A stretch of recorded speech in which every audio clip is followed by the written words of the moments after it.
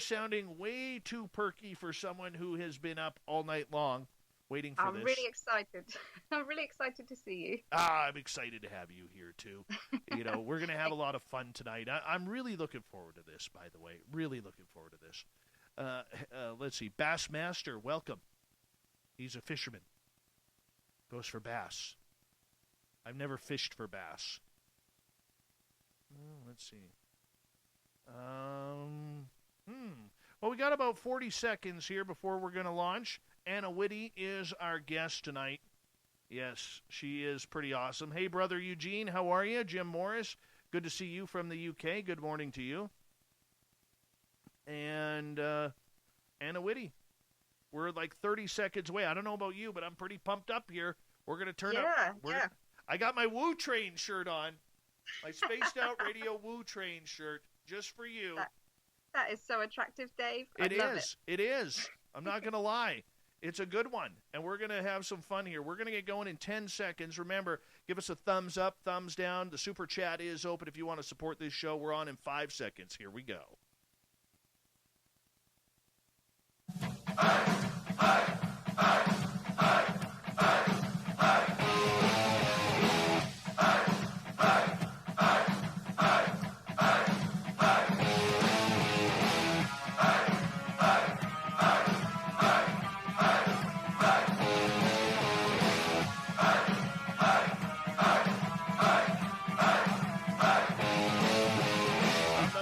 Central British Columbia, to you listening around the world. This, my friends, is Spaced Out Radio. I am your host, Dave Scott, sitting in the captain's chair of SOR headquarters. We welcome you to tonight's show on our terrestrial affiliates around North America, digitally on TalkStream Live, Revolution Radio, and on KPNL. Our website is spacedoutradio.com, where we have a plethora of features for you, including Rocking Out to Bumblefoot and reading up on Captain Shirk's SOR Newswire. If you want to take a listen to our archives, they are free for you by going to youtube.com/spacedoutradio. Just do old Davey the favor, hit that subscribe button. Don't forget to follow us on Twitter at Spaced Out Radio and on Instagram at Spaced Out Radio Show. Tonight's show is brought to you by Chive Charities. Help make the world 10% happier by visiting Chive Charities today. You can find us on our website. Author Anna Whitty loves to take a serious look inside the UFO phenomena. Her powerhouse book that looks exactly at what happened at Roswell, the questionable content, conclusions, and so much more. This lady is a historian. She's a follower of everything to do with what is happening in the sky above. It could be cattle mutilations, alien abduction, MH370, the disappearance of Frederick Valentich, and chupas. Hey, we're going all over the place tonight, including back in time to what happened in 1947. So you got to make sure you check out her book. I'm definitely serious about this one. There isn't much I do know, but I can tell you this. You definitely want to get UFOs, A Fundamental Truth. It can be found on Amazon. Anna Whitty, thank you so much for coming on Spaced Out Radio. How are you? Thanks, Dave. I'm really well. Okay, I got to ask you, what are you doing staying up all night in the United Kingdom to do this show? Well, it's 5 a.m. and I was really worried that I wouldn't wake up in time, and I was just too excited to go to sleep anyway. Well, that's good. That's good, because we're excited to have you here as well, because there is so many UFO stories out there that sometimes, A, we get sick of them, B, we've heard them all, C, we just don't know what the heck is the truth anymore, and D, as new authors come on out, we're going to see the rehashment of everything again. So I want to learn about you, and I know our audience does too. What got you into the entire UFO phenomena? Okay. How weird can I get on here, Dave? Oh, you can get as weird as you want as long as you don't swear. Okay, awesome. Well, in lockdown, I started looking at ancient aliens and stuff like that, just as a sort of amusement thing to do, and I found that really interesting, really fascinating. And I started wondering, what's it all about? Why is it always covered up and stuff like that? And I had one day, I was really relaxed in the evening. Let me just say, maybe I had a glass of wine or something with dinner that night, but I was super relaxed. and I had a psychological experience. I think it was like a message from my psyche saying, "You should look into it." You know, what it felt like, to be completely honest, it felt like a telepathic message. I felt like I had like a mild vibration in a specific part of my brain. So I've never had this before, and it didn't feel like a thought or anything else. It was weird, and it came with like a pleasant whole body feeling, and words started coming through to the effect of, okay, you wanted to know if extraterrestrials were real. They are real. Look into it. Write a book. And all loads of affirming things about stuff that I'd done in my life and stuff that I might go on to do and things like that. So, I mean, if you take that on face value, I understand that is weird and mental. But I take it as a message from my subconscious to say, just to give me the sort of confidence to look into something with a totally fresh pair of eyes. So that's what I did. I didn't take anything as read. I looked at everything afresh from the data, and I came up with some new theories. So I can't say that they're true, but they're definitely worth a look. Okay, so had you had your own UFO or paranormal experiences before this, or was it just something that intrigued you right through? No, I used to be quite a normal person, Dave. Didn't we all? I did want to see, when we were driving along the M25, the motorway around London, quite a few years ago, we saw it looked like a big drop of mercury just falling out of the sky with like normal gravity. Couldn't see where it came from. It just sort of appeared as a drip and fell down, but it was so far away that we couldn't see if it landed or where it landed or anything else. So that was a bit weird, and it would be categorized as a UFO, but it didn't make a massive impact on my life or anything like that. Okay, so you wanted to learn more about this. So as you're watching, just like the majority of people out there, the television shows and all the books, and thank goodness we don't have to go sit in a library anymore for dozens of hours and taking out dozens of books, because Google literally has saved us from that. Whether that's a good thing or bad thing, that could be argued in a number of different ways. But I have to ask you, in regards to the research, as you started to open up your mind to this all, how eye-opening was it for you to learn that there is something very strange happening, not just with the phenomena, but all the cover-ups as well? Yeah, do you know what? It was really gobsmacking. And what was most shocking about it wasn't the fact that there was something weird going on, because I knew that before. Everybody knows that. What was weird was kind of all of a sudden coming to an understanding that, almost nobody cares about this. People are going about living their lives, and maybe there's alien life on another world, and maybe it's visiting us, and maybe we've seen it in the sky. Why don't people care more about this? That is so weird. Why didn't I care more about it, before I sort of started thinking about it? Okay, I want to stop you right there, because I think you just said something very profound. Why didn't you care about this subject before you started researching it? Yeah, because I think we're just sort of groomed into thinking of it as something that's that we accept that we won't know about. And we're groomed into thinking that this is something for governments to think about, that we don't have to worry ourselves with. And we're groomed into thinking that not just about this subject, but about a lot of subjects, about the truth in general. We sort of trust our leaders with it and don't bother to look into it ourselves. And I think we really should, this subject and everything else.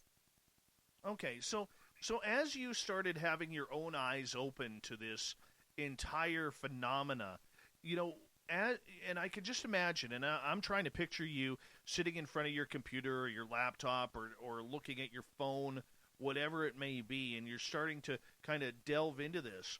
What was the first thing that kind of caught your attention, that this was something that was a little bit out of the ordinary? Okay, So I suppose the first thing that I started thinking when I looked into it was that there is a clear indication here of something connected to nuclear energy. I mean, that screamed out at me. Just seeing, for example, orbs in the sky or tic-tac shapes or bell shapes, and the amount of power that these objects had. You know, the light, you could see light shining through the metal. You know, that's a nuclear reactor. Why on earth is the government saying, oh, we don't think these things exist, or we don't think they're a threat? I mean, that doesn't make any sense. Unless maybe the government is aware of them or they're behind them, you know, then you could see why they might have an attitude of, no, don't look at this. No, it doesn't exist. You know, so that was the thing that stood out to me was a sort of a clear indication that something explainable was definitely happening, and the government was telling us that it wasn't. Did you feel a little ripped off, not only as a citizen of your own country, but as a person of this planet? Yeah, definitely. I mean, there's one thing sort of hiding what you're doing, but don't use my mental health against me to tell me I'm imagining stuff. You know, don't tell us we can't see something in the sky that we can plainly see. You know, that's outrageous. Okay. So, Anna, as you started going more down the rabbit hole, as we like to call it here, because so many people do go down the rabbit hole, and we're all trying to figure out what is truly going on. At what point did you look at yourself and kind of have that eureka type moment that there was something here that needed your attention?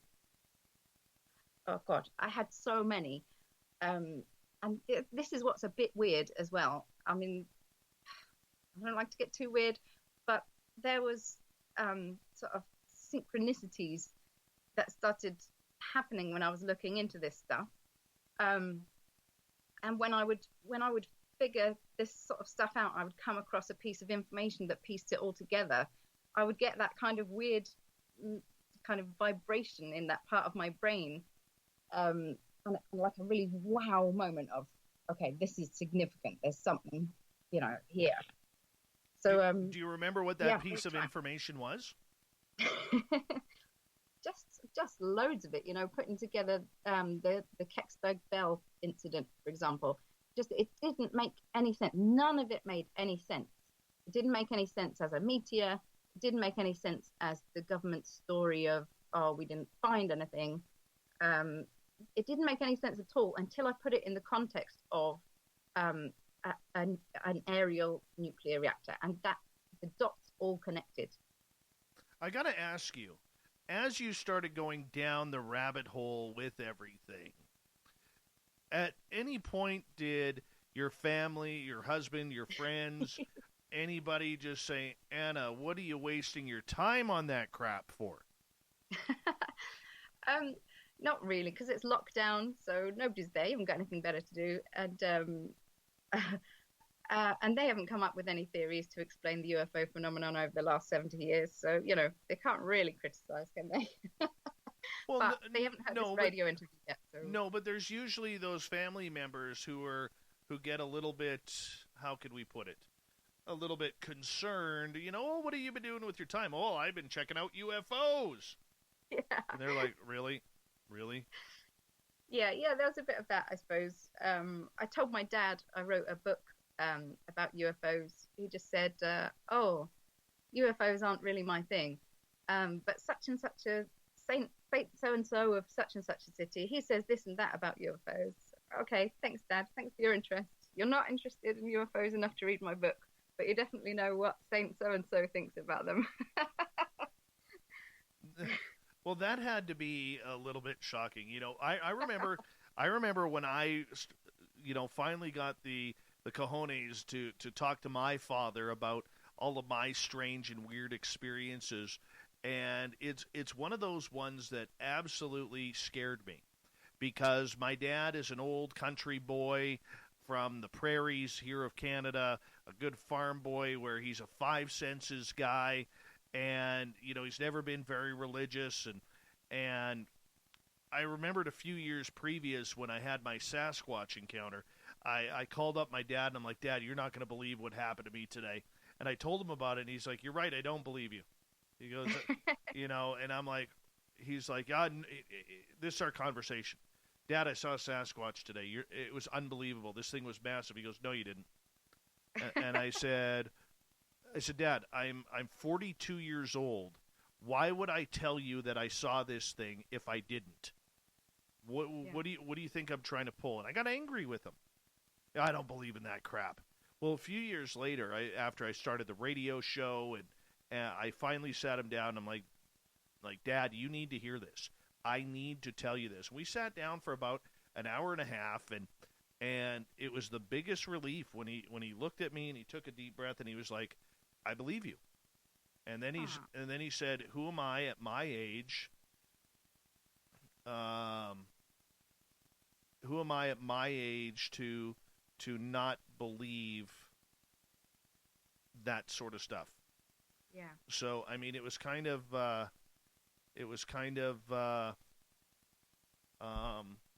can we put it? Odd.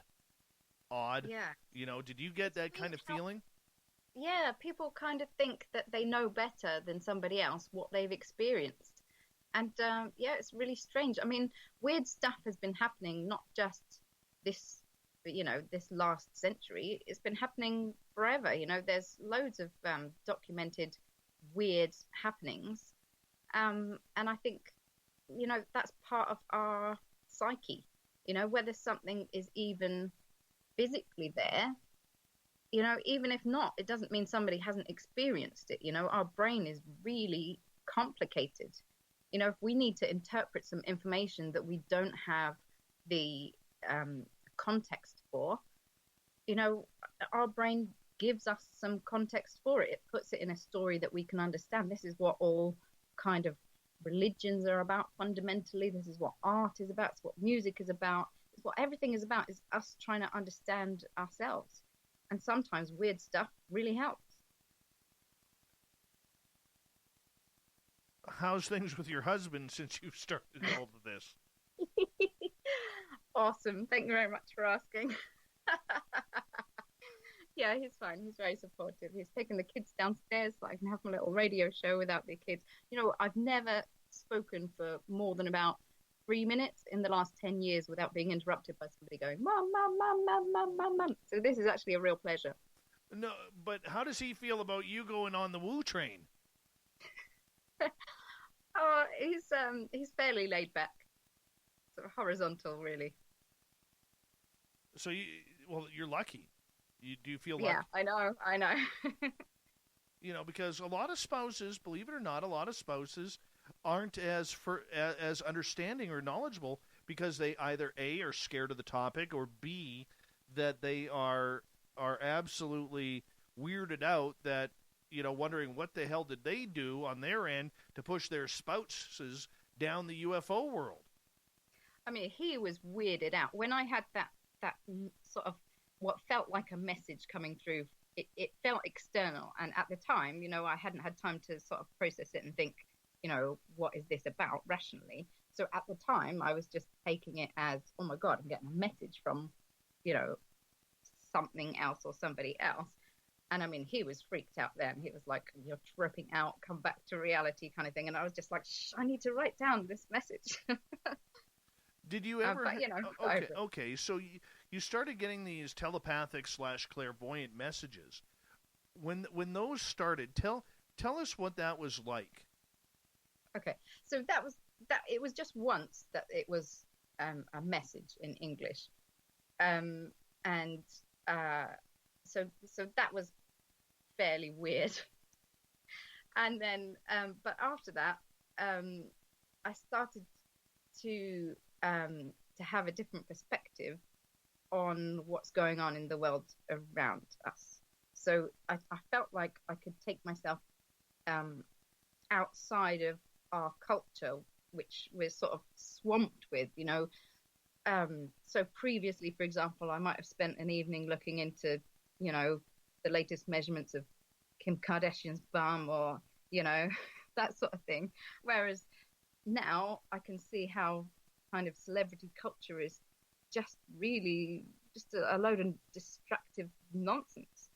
And I would spend the evening thinking about how the universe worked and how we started and where we came from and things like that.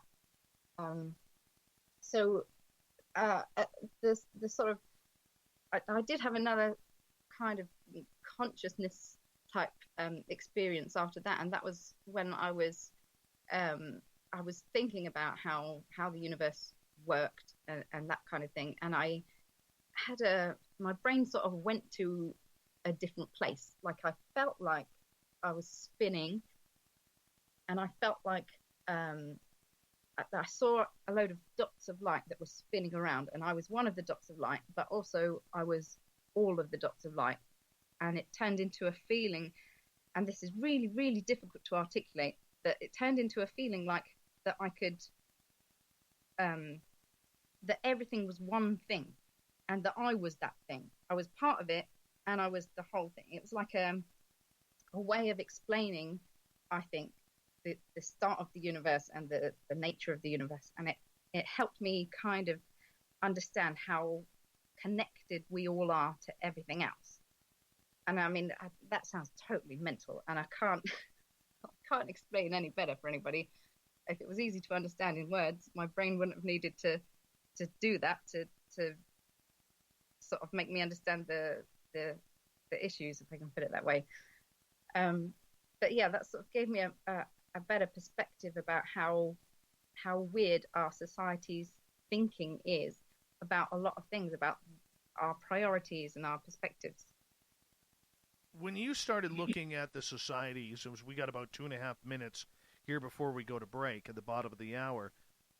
Were you upset or misunderstood about how mainstream society really hasn't come to grips with what's happening right underneath their very noses? Yeah, it was kind of, it's kind of, it makes you feel a bit sick to think about how we go around not realizing how important, really important stuff is. There are people suffering all over the world. There are wars going on, and we just kind of block it out. And it just makes you think, how are we doing that? How are we convincing ourselves that, Kim Kardashian's bum is important to think about for 20 minutes a day, and, somebody is in a situation where we could, do something politically to help them out, and we're just not bothered, not bothered, but we kind of avoid even thinking about it, It amazes me. I don't even think Kim Kardashian has that nice of a bum, but that's just me. That's just me. Who am I? Obviously. Yeah, we've all got our preferences, haven't we? She's doing fairly well for somebody who's got an all right bum. Yeah, exactly, But I mean, the idea behind it is this. Society has done a really good job of being a tabloid/clickbait society. It really doesn't want to delve into anything that could be potentially serious anymore. That's exactly right. And I think our psyche, collectively, a lot of us, our psyche is saying, this is not normal. There's something wrong about this, and trying to bring us back to some kind of, good perspective. And that perspective is what? That everybody matters. We're all connected.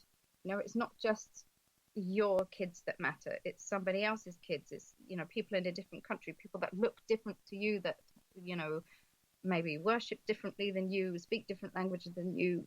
You might think that these people, you might not think about them very much because they're not like you, but they matter equally as much. We all are part of the same thing. And on that note, and I'm going to get you to hold on right there if you do not mind, because I want to go to break here at the bottom of the hour. Our guest tonight, all the way over from the United Kingdom, where it's nice and early tomorrow, we have Anna Whitty. And you can find her book, which is a good one, called UFOs, A Fundamental Truth, on Amazon. We'll get back with Anna and talk more UFOs right after this on Spaced Out Radio.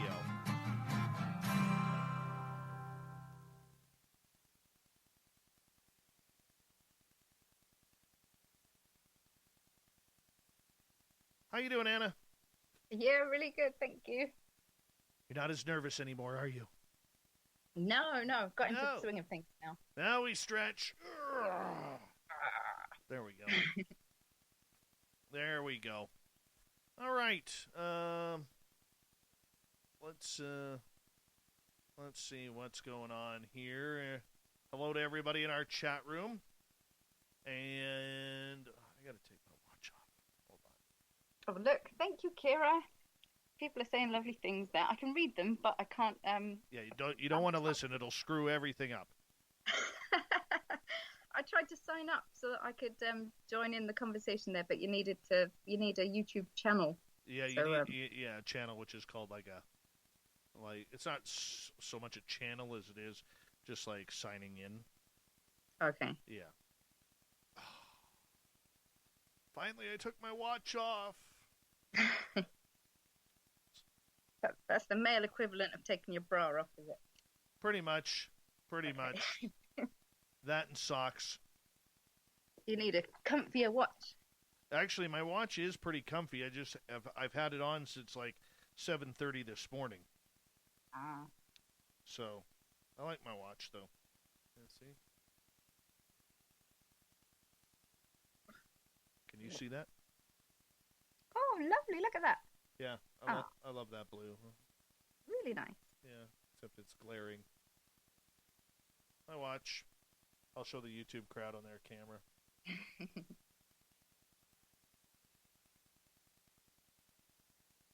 See what time it is in British Columbia. 9:30. 9:30. That was a quick half hour. Yeah. Yes. It's so cold here. How cold is it? Oh, no idea. But it's -6 here. Oh my goodness. Okay, it's not that cold. Just feels chilly. I've got chilly fingers. Yeah. I need to get another blanket on. All right. Hello, Steve Stockton. Welcome back. Preston Beckett, welcome to our chat room for the first time, I do believe. Hey, it's Donnie Roswell. Sweet Donnie Roswell. How you doing, buddy? And Mike L., how are you? Thanks for coming on in tonight. And, yeah, we've got a couple minutes here. -6 in Fahrenheit, I believe is about 22, 23. Hold on. Convert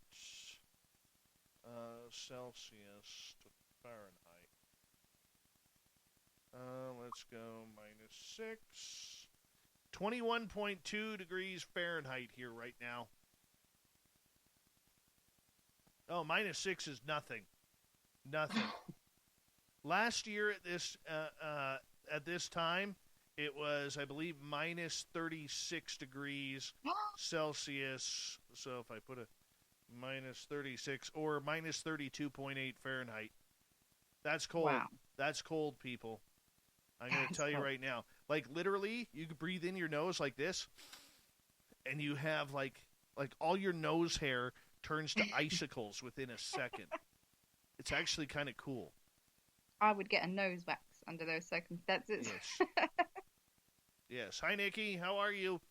Welcome. Okay, we've got just over 90 seconds. Oh, -13 in Brandon. Uh-huh. That's still, that's not bad. -13's acceptable. Totally acceptable.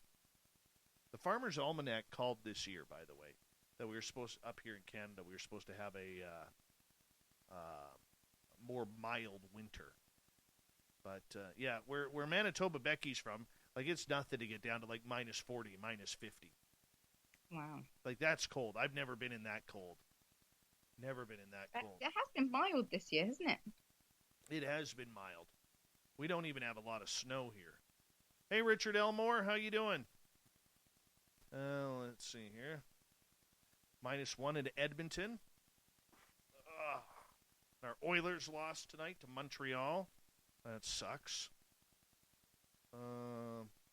Okay, 30 seconds. Thank you, Awesome Cat Chaser, for the amazing super chat for tonight. T-shirts, by the way, if you order them, will be starting to get mailed out this week. And if you're looking for a T-shirt or SOR swag, go to facebook.com/the SOR Vault. We'd appreciate it. That would look really good on you. Honestly, it would look good. Look how good it looks on me with the Woo Train T-shirt. Look at that. It's all good. All right, we got 10 seconds here. Stay tuned. Anna Whitty is with us, everyone. Anna Whitty. Hold on.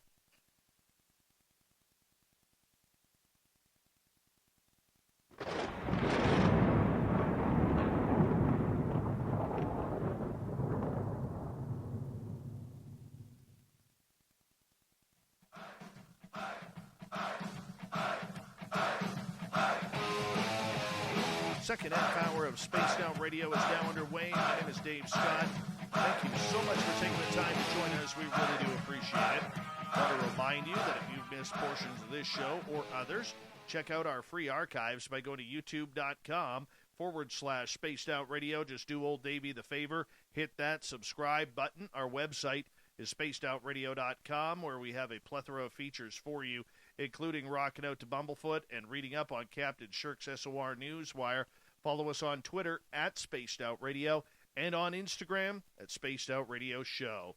We have a great author on tonight. She's kind of new to the UFO world, but what she's found has absolutely intrigued her. Anna Whitty is our guest tonight, all the way from the United Kingdom. She has a great book out, which can be found on Amazon, called UFOs, A Fundamental Truth. Anna, welcome back.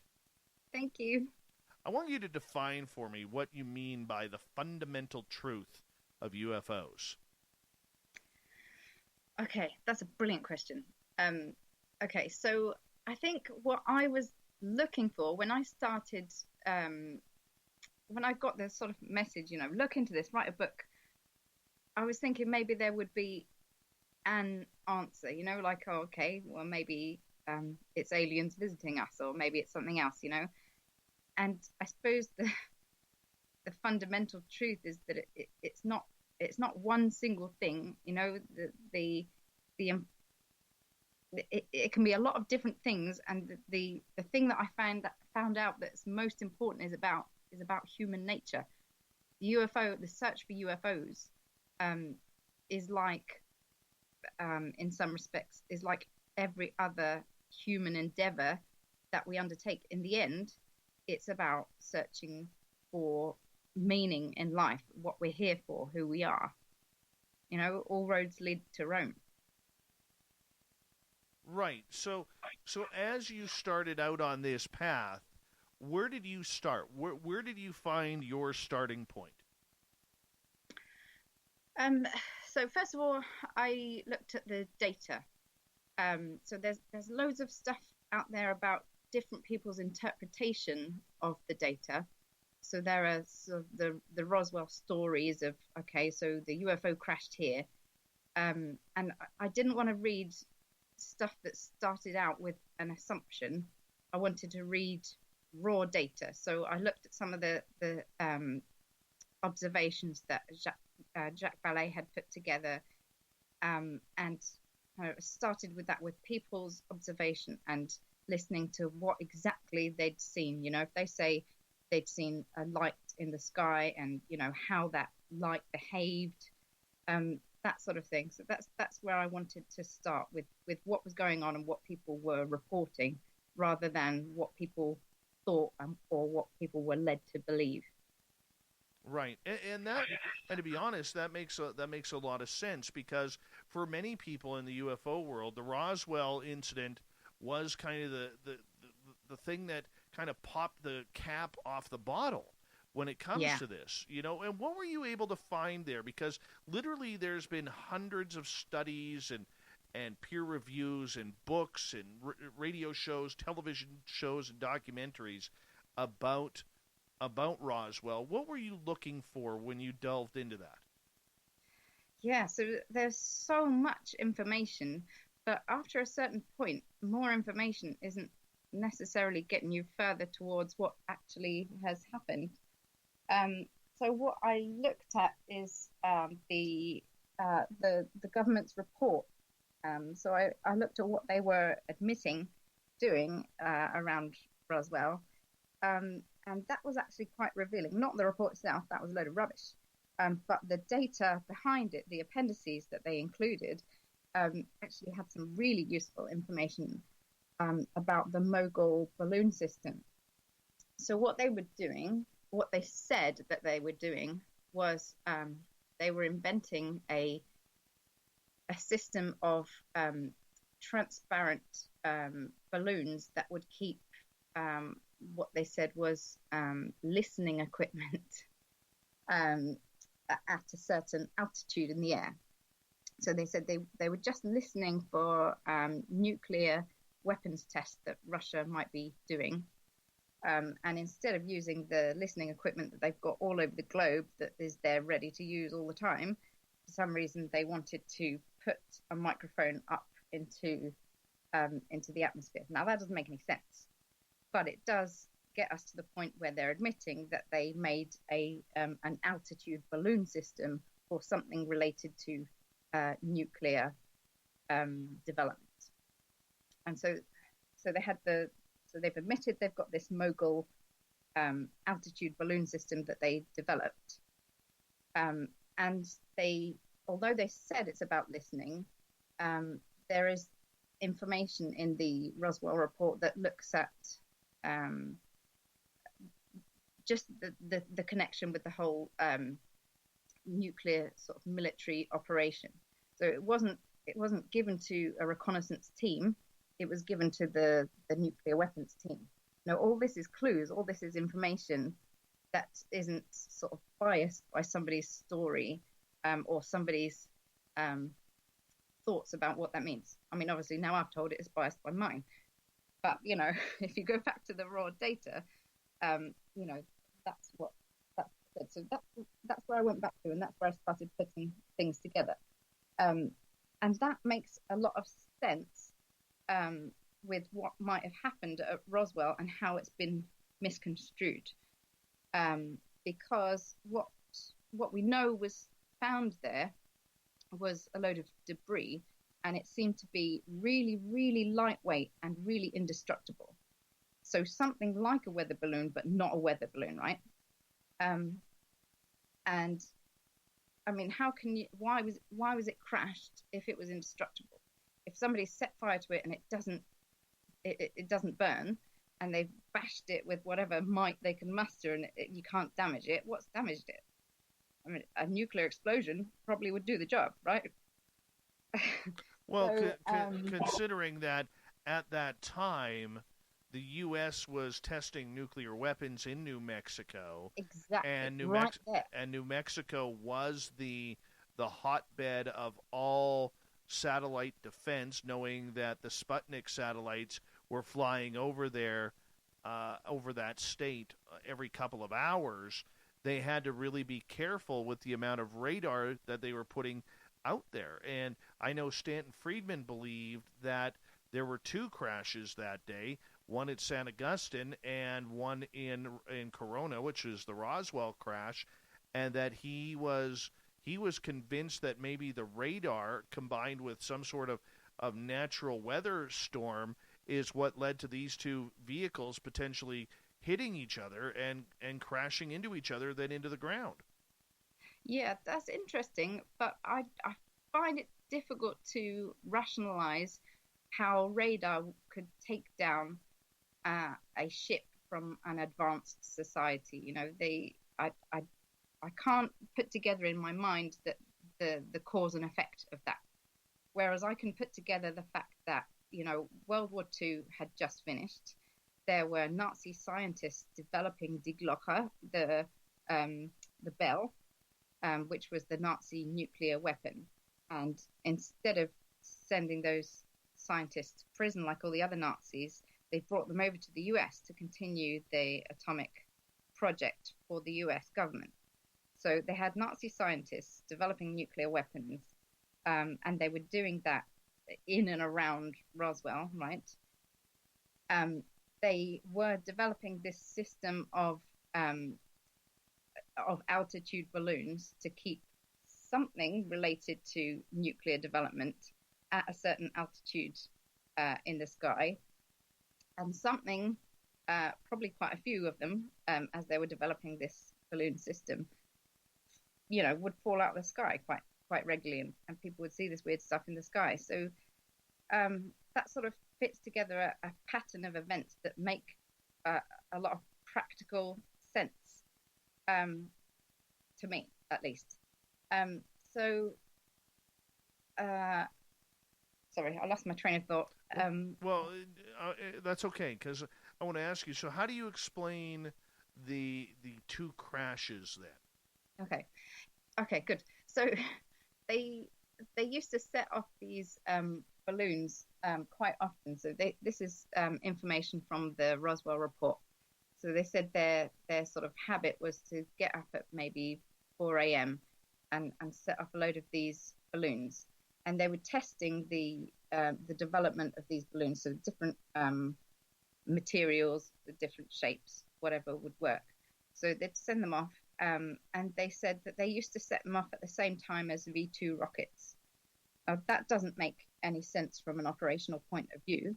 Why are you doing two different operations at the same time? What it makes sense as is you're saying to people that you're testing some balloons, and they've got no reason to be exploding and falling out of the sky. So if you're testing a load of balloons and they're exploding and falling out of the sky, you need to invent a reason why that's happening. And your reason why that's happening is, we were setting off V2 rockets at the same time.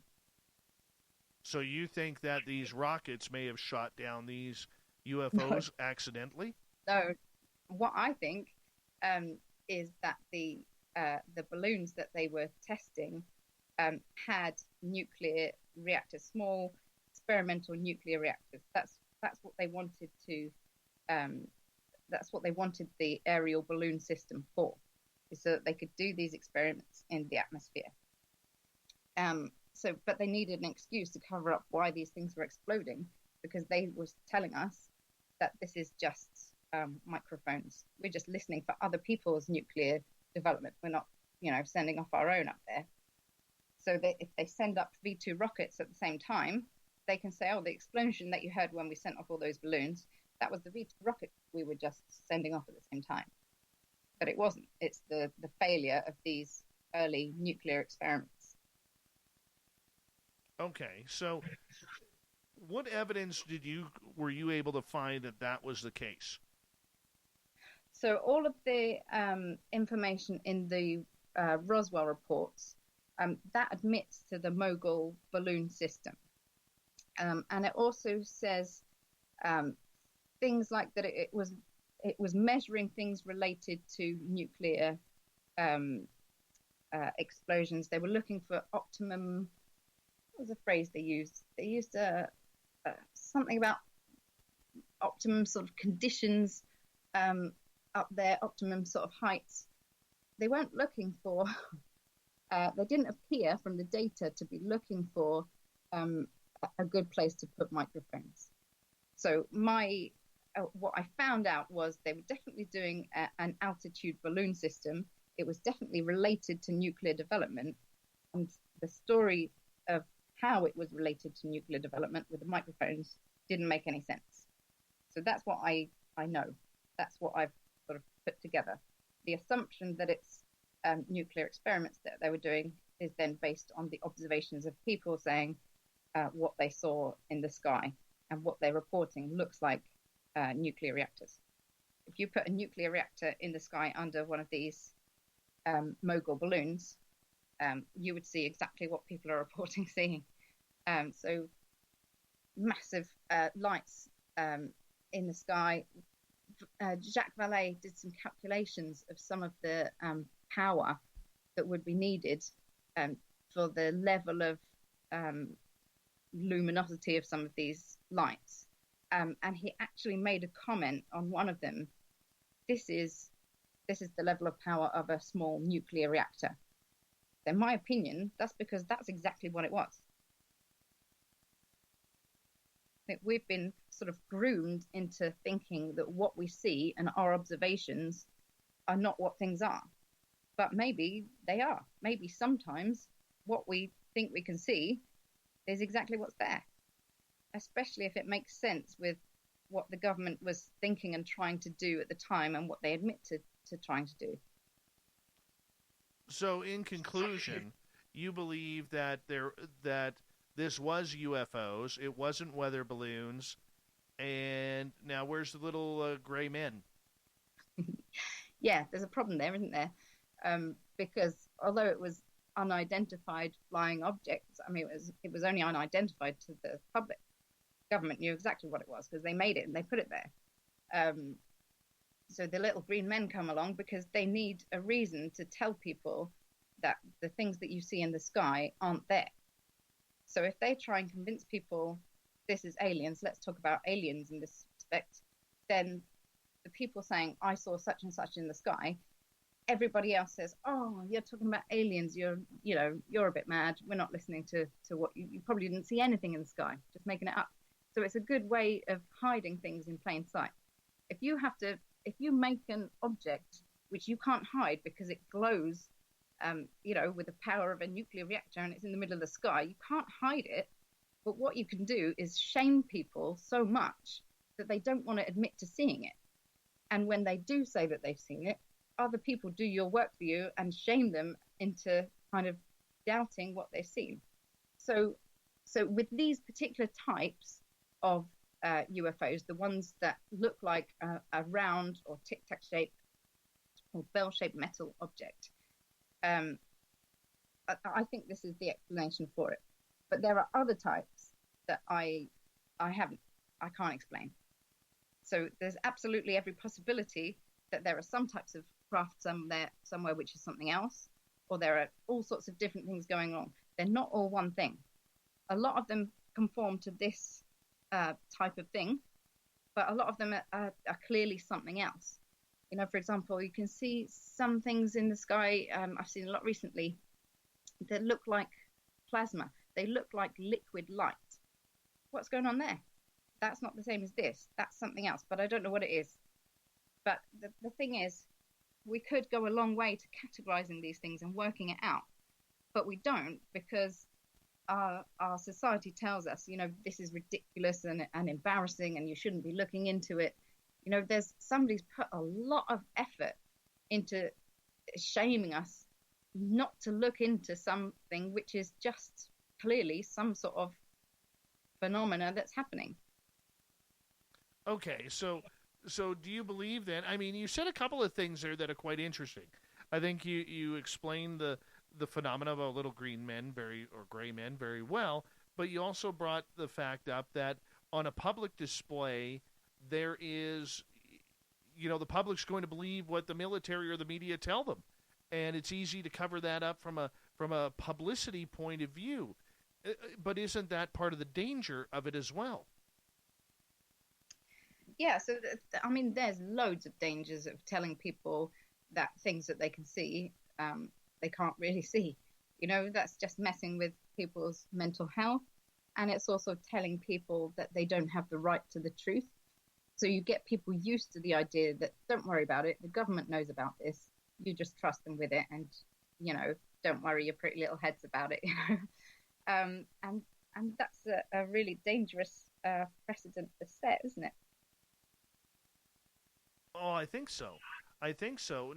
Now you also mentioned a couple of times about the acorn-shaped craft that is allegedly have crashed in Kecksburg, Pennsylvania. Mm. Yeah, so nuclear reactors, they have to be a certain shape. So the nuclear reaction, there are several things that affect it. The type of reflection and the shape and the size and the concentration of the fuel and so forth, right? So all nuclear reactors are a similar sort of shape. If you have a look at plans, if you just Google nuclear reactor and notice the shape of them all, they're all a sort of elongated sphere, like a tic-tac.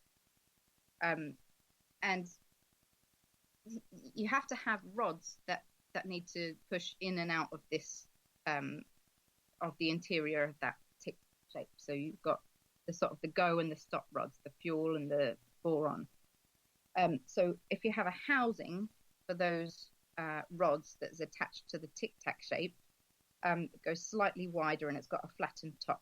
So in those cases where you've housed the two sort of together, you get an upside down bell shape. So that's another sort of clue. It doesn't really mean anything until you put it all together, but once you see it, you think, wow, that makes sense. Why is it a bell shape? Why is there a bell shaped metal object that's it entered the atmosphere above Canada, and it was seen by just thousands upon thousands of people rocketing through the sky. There was a blinding flash of light and a sonic boom, and so it was understood as a meteor by a lot of people. But actually, once it got to Lake Erie, it started slowing down and moving in different directions. A meteor doesn't do that. But if you had a nuclear reactor in the sky, in one of the elevated by one of these balloons, let's say, and it went supercritical, that would explain that behavior. Nothing else explains that behavior of an object. A meteor doesn't explain it, and a meteor certainly doesn't explain why they then found a bell-shaped metal object. Okay, so do you believe then that what we saw crash in Kecksburg was man-made and not of alien descent? Yeah, absolutely. This is one I'm 100% sure about. Some of them you don't really know, do they fit into this model or not, because the details of, a glowing orb is quite vague. But that one, for sure, is a nuclear reactor. So that's come down. We've seen the way that it behaves in the sky. We've seen the fact that it went supercritical. When it was on the ground, it was noted to be glowing blue and flashing, just brilliantly bright blue flashes.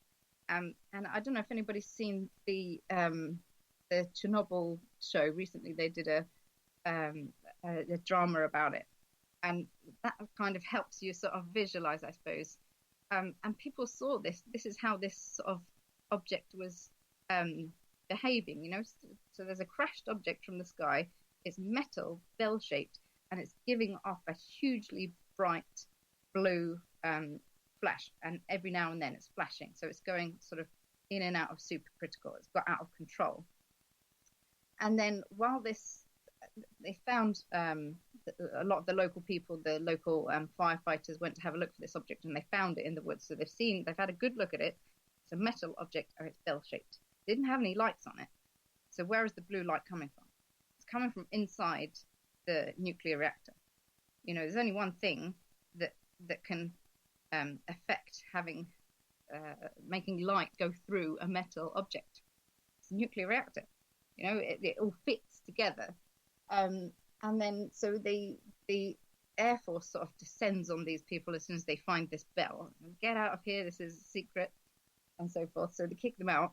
And then the next thing they see is the Air Force have got a perfectly sized box. It's not big enough to put the whole bell in, but it's big enough to put the contents of the bell in, right? So there's the casing, the metal casing. In my opinion, what's happened is they've opened up the metal casing, they've taken out the reactor core, and they've put it in the metal box that they've got there ready, because they know exactly what it is. It's their thing that they've made, and they know what can happen, this exact thing, and they're ready for it. So it's come down in that particular bit of woods. They are seen to, it's seen with the blue light. They're seen to get their ready-made lead box, carry it into the woods in their radiation protective gear. And as soon as they get that box into the woods, then the blue light stops flashing. Did they find an off switch? Or did they open up the casing and put the reactor core into their already made lead box?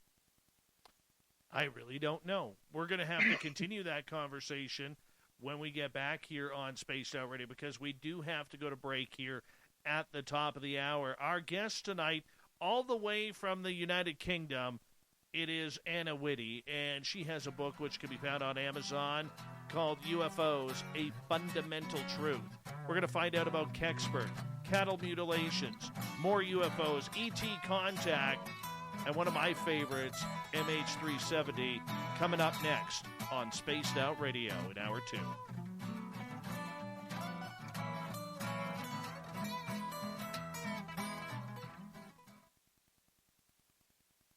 and I'm just going to run my dogs out. I'll be right back, okay? Okay, no worries. Okay. The Moose Man Cleaver is where you want to be when visiting Canada's West Coast. Open until 2 a.m. nightly, the Moose runs at the Rock while serving some of the best rated food in the city. The menu starts at $6.95. Why party anywhere else in Vancouver when the Moose is right here? Get your horns up and rock with the Moose, the official party bar of Spaced Out Radio. Are you intrigued by Paranormal Talk Radio?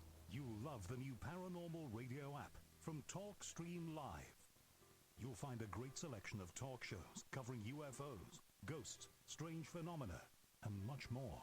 Download the Paranormal Radio app now and start listening to the very best in paranormal talk entertainment, including the network you're listening to right now, the Paranormal Radio app, free in Google Play and the iOS App Store. Hi, this is Amber Beckrud, and I want to invite you to subscribe to our YouTube channel where we store all of the SOR show archives for free.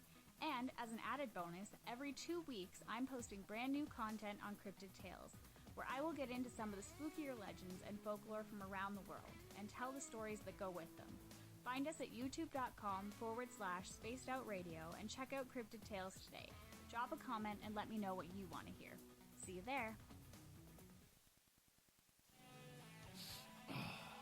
I'm feeling a little spicy tonight. What to do? What to do? Why not get Bumblefuck? 4 million Scoville units of pure hard rock. Bumblefoot hot sauces come in 3 flavors. The burning Bumble. Tone it down a bit with Bumblicious and throw the sauce on everything. Spice it up.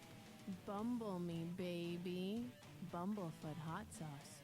Get it today at kajans.com.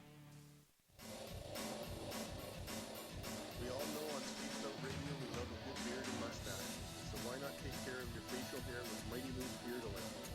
Made in Canada, we're taking care of beards and mustaches around the world. We use 100% natural ingredients with our oils and balms to make your whiskers feel silky smooth. Use promo code SOR2019 at MightyMooseBeard.com today.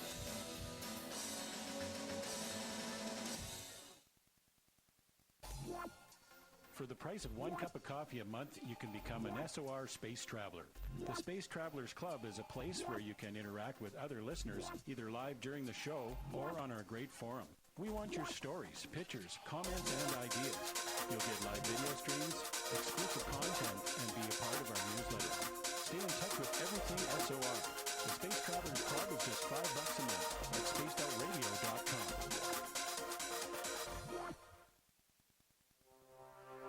We are scouring the world for the most intriguing stories of your day. Take the time to read up on the SOR Newswire, where our team, led by Captain Sherp, will deliver to you some of the best paranormal and supernatural news, along with some stories that will blow your mind from the weird to the wacky. It's the news outside the news that piques interest, and that's what we're looking to deliver to you. The SOR Newswire, only at spacedoutradio.com.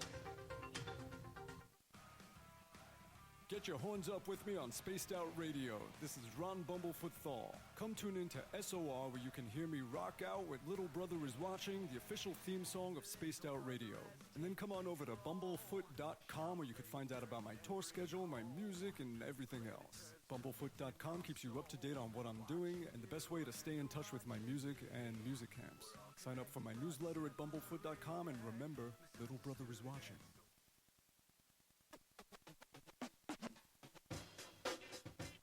The SOR Vault is open for business, and we have some cool swag for you to pick up. All you have to do is head over to our website and click on the SOR Vault. You have a variety of cool logos to choose from, and put them on anything you want. T-shirts, hoodies, hats, coffee mugs, you name it, we can get it to you. So do your shopping by supporting the story you love. Get your Spaced Out Radio swag at the SOR Vault today. Take it from the top. Go! Are you an experiencer of something strange that can't be explained? Do you want... All right, I'm back. Oh, Dave. So I've got a couple of things that I remembered that I was trying to say that I got distracted and didn't say. That's okay. So, is it possible to go back to the? Sure. Okay. Back. Absolutely. Yeah, I think I was trying to make the point about it was Roswell was described as a flying disc, and that term was understood differently in its historical context. Now we understand that to mean a ship, but at the time, that wasn't necessarily the case. They found things that were like 20 inches wide that they described as a flying disc. So I think that's really relevant to let people know, because that's one of the mysteries of Roswell is why did they say it was a flying disc, and we understand why did they say it was an alien ship. Right. But that's not what they said, right? Okay, we'll get into that momentarily. Okay. We have about 45 seconds left. Okay. It's really hard to keep your train of thought when you're kind of going on and on. I'm not used to hearing my own voice for this long. Oh, I know the feeling.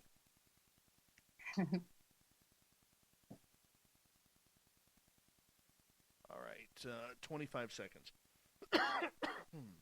Thank you to Cat Chaser for the super chat. Thank you to everyone who has given us a thumbs up so far on this show. We're going to get going here in a couple of seconds. Remember, you can get all of your SOR swag by going to facebook.com/the SOR Vault. Get yourself a Woo Train t-shirt like I got on right now. Here we go, guys. Hour 2.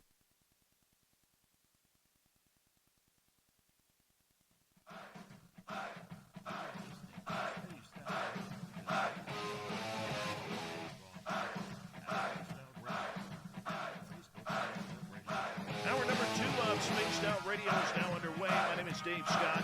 Thank you so much for taking the time to join us. We really do appreciate it. Hi to everyone listening in on our terrestrial affiliates around North America and digitally on TalkStream Live, KPNL, and Revolution Radio. Remember, you can check out all of our archives for free by going to youtube.com/Spaced Out Radio. Just do old Davey the favor, hit that subscribe button. The Desert Clam has set the password for tonight in the SOR Space Travelers Club. Hortatory. Hortatory is your password. Use it wisely, Space Travelers, as the Clam sets the password each and every night right here on Spaced Out Radio. Our website is spacedoutradio.com, where we had a plethora of features for you, including rocking out to Bumblefoot and reading up on Captain Shirk's SOR Newswire. Follow us on Twitter at Spaced Out Radio and on Instagram at Spaced Out Radio Show. We continue on tonight with author Anna Whitty. She is all the way from the UK. She's got a book out called UFOs, A Fundamental Truth. And Anna, right before the break, you were wanting to go back and explain a little bit more about some of this phenomenon. Yeah, so a couple of things that I didn't explain that well, I don't think. So one of the things about Roswell is that they came out immediately and said, this is a flying disc. And to us, in this day and age, if somebody says it's a flying disc or a flying saucer, we understand that to mean this is a ship. This is a vessel that carries people or beings. But in those days, that was not the sort of understanding of the term. There were flying discs found reasonably commonly starting in about 1947. And some of them had military tags on, if found, return to General such and such. And some of them were about 20 inches wide, or like the size of a tire or a wheel on a car. So them coming out with a news story that said this is a flying disc was not understood at the time in the same way that we understand it now. All they mean is it was flying and it came down in its disc shape. They don't mean it was the shape or the scale of a ship to carry some people. I think that was what I wanted to say about Roswell. And the other thing was about the aerial nuclear phenomenon. So something else to note about some of the UFO sightings that fit into this category is that with a nuclear reaction, you get a few different types of radiation. So you get alpha and beta radiation from it, which cause an EMP, an electromagnetic pulse. So this is rapidly changing electric and magnetic fields. And this is something that can disrupt electric and navigation equipment. So this is something that happens quite commonly when you see a UFO. So that's a good sort of explanation of things that people report seeing or experiencing. And similarly, you get gamma radiation, and this is something that can travel a lot further and do a lot more damage as well. So you get a lot of people who have reported seeing a UFO, particularly if they've got quite close to it, report nausea and sickness and burns, radiation burns, hair loss. So all these are signs of gamma radiation. So this, again, sort of backs up the theory of some of these UFOs being nuclear reactors or nuclear related. Okay. So getting back to Kecksburg, where you believe this was a man-made craft, this was a craft that came over Canada and then ended up going south towards Pennsylvania. I mean, a lot of people saw this. A lot of people have it. Do you think it was on some sort of test trajectory before No, it came I down? think they were just trying to keep it at a certain altitude, because if you try this stuff at ground level, the biggest protection that you can get with radiation is distance. And on the ground, there's only so much distance that you can get. You know, there are people everywhere, so you have to have meters thick of concrete or lead to protect from the radiation.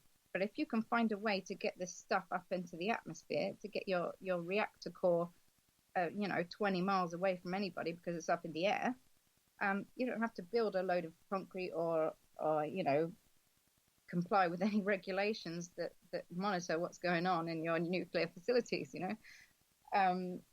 So, I mean, unless an aeroplane comes along, you're 20 miles away from anybody who might be harmed by that radiation. And I mean, there might be certain times where an aeroplane does come along and then you've got an unfortunate situation. But, and I think actually I suspect that has happened a couple of times. Okay.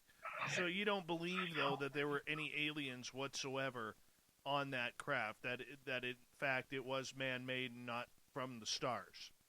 Yeah, definitely. Kecksburg was not to carry anybody. Kecksburg was a nuclear reactor. Yeah. Okay, so throughout time we've seen a lot of different types of vehicles that were unexplainable. We tend to think the black triangles are these TR-3B aircraft. We've seen cylinders, we've seen discs, we've seen orbs, luminescent orbs in the middle of the day, everything from boomerangs to you name it. We've seen it. People have reported on it. What do you think those craft are then? That's I think that's another few books, Dave. I don't know, because there's less. That's more difficult to sort of categorize. But definitely some of those could be really interesting. I don't know. I can't give you a good kind of rationalized explanation for those. No, and that's but I'd really definitely like to. That's fair, but I'm kind of shifting gears here in the idea that, do you believe then that we are being visited by different alien species?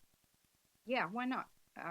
But the problem is, how would we tell?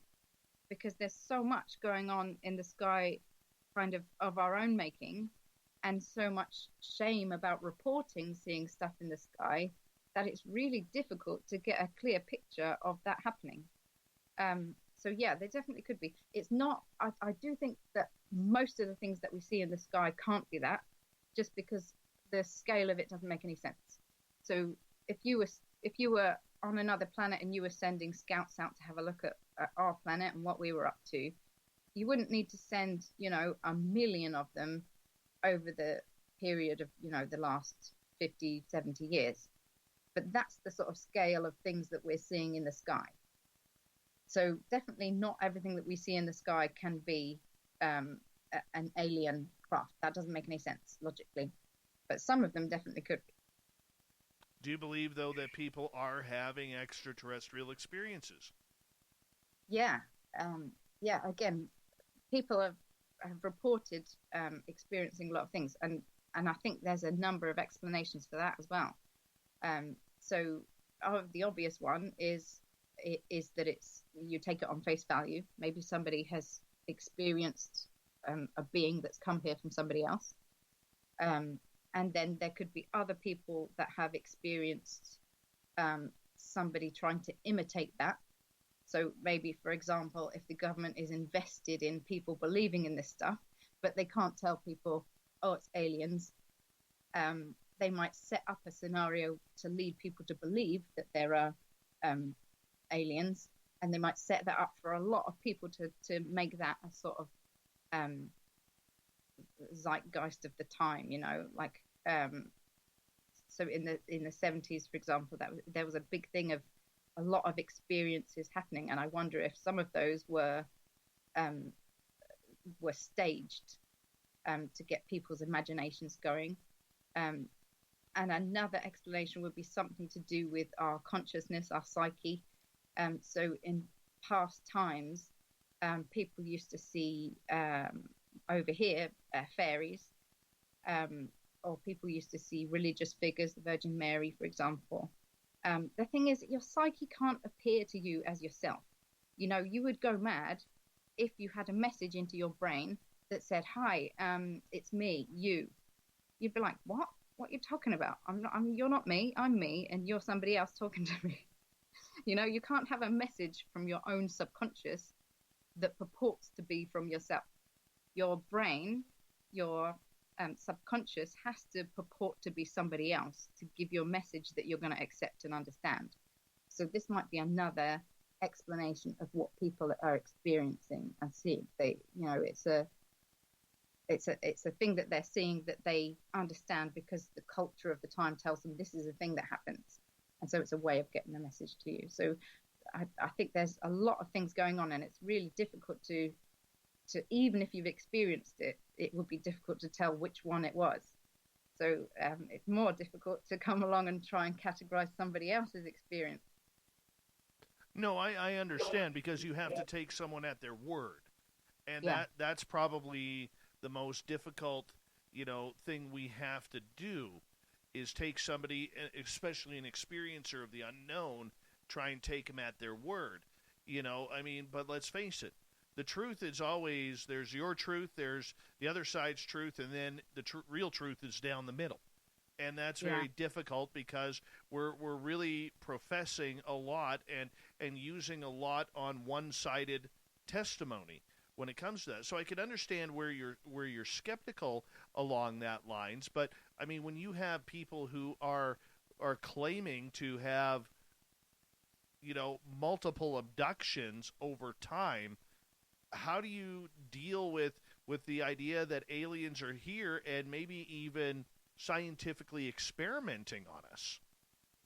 Okay, so I think that might be a kind of sort of misunderstanding that people might get from my book, that I'm skeptical about there being aliens visiting us.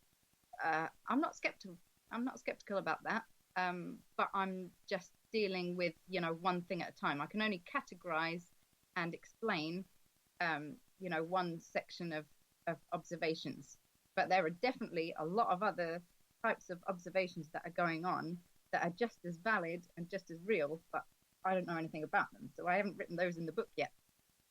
So yeah, I wouldn't say I was skeptical about those things, but I'm just realistic about the fact that they can't all be explained in that way, and I think we need to have a look at how different experiences can be explained differently.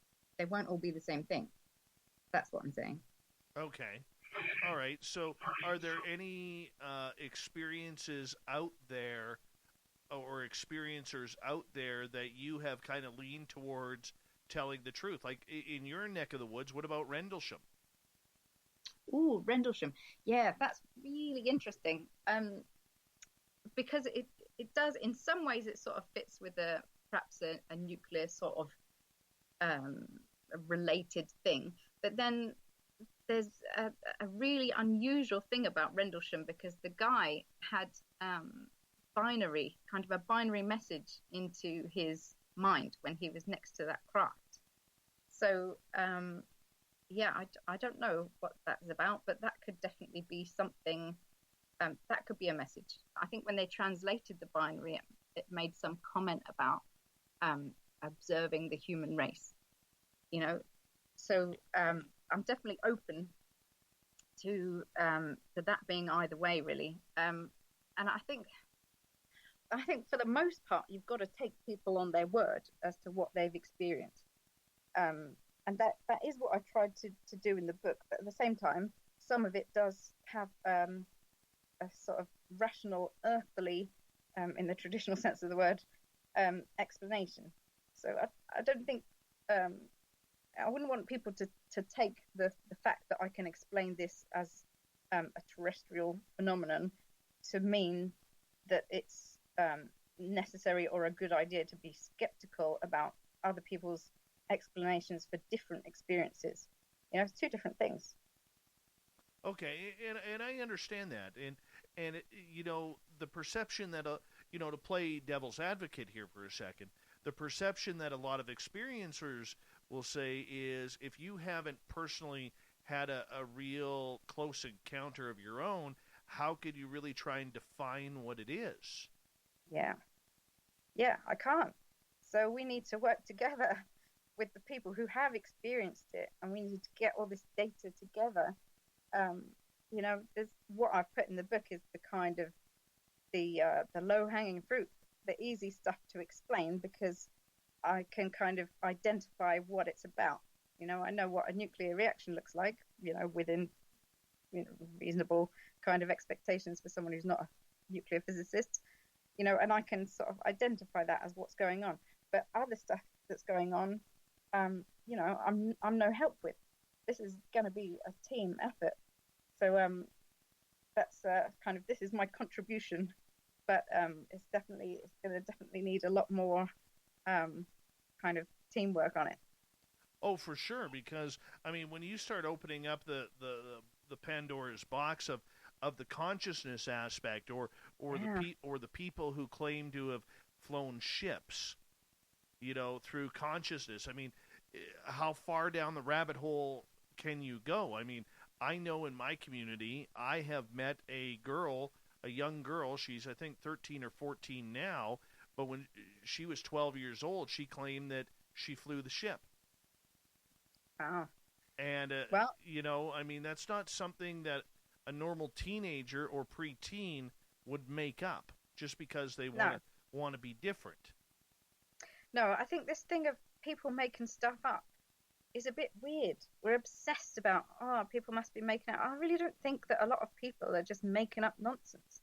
I think that a lot of people are having experiences that are difficult to explain, and a lot of other people are just desperate to believe that it didn't happen. But it did. You know, just because something is difficult to explain in conventional terms doesn't mean that somebody didn't experience it. You know, it's just a case of, you know, what was it? Was it a being? You know, why not? Was it, you know, was it a psychological experience? Was it a physical experience? Was it both? You know, it's just endless possibilities. Okay. So what do you believe then? Do you okay, let me be more specific, because I think that's only fair. Do you believe people are being abducted? Yeah, I don't see why not. I don't think that they are being abducted in the numbers that is being reported. I believe that they're experiencing abduction in the numbers reported, but I don't think the explanation is that extraterrestrials are coming down and doing that. I think there must be another aspect that's going on at the same time. So some people might be being abducted literally by biological beings from somewhere else.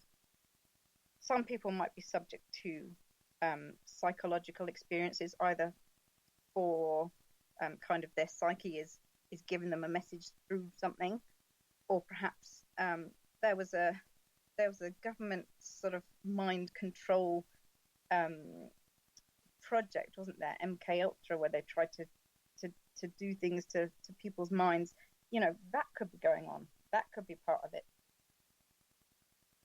Okay. So how do you draw, as an outsider looking into this, how do you draw the difference between a government MyLab or a true alien abduction?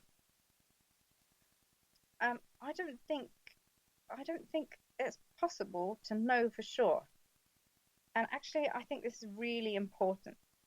I think probably the people themselves, if they've experienced, they're the only people that've got half a chance of knowing, is this psychological, is it physical, is it both, and who are these beings?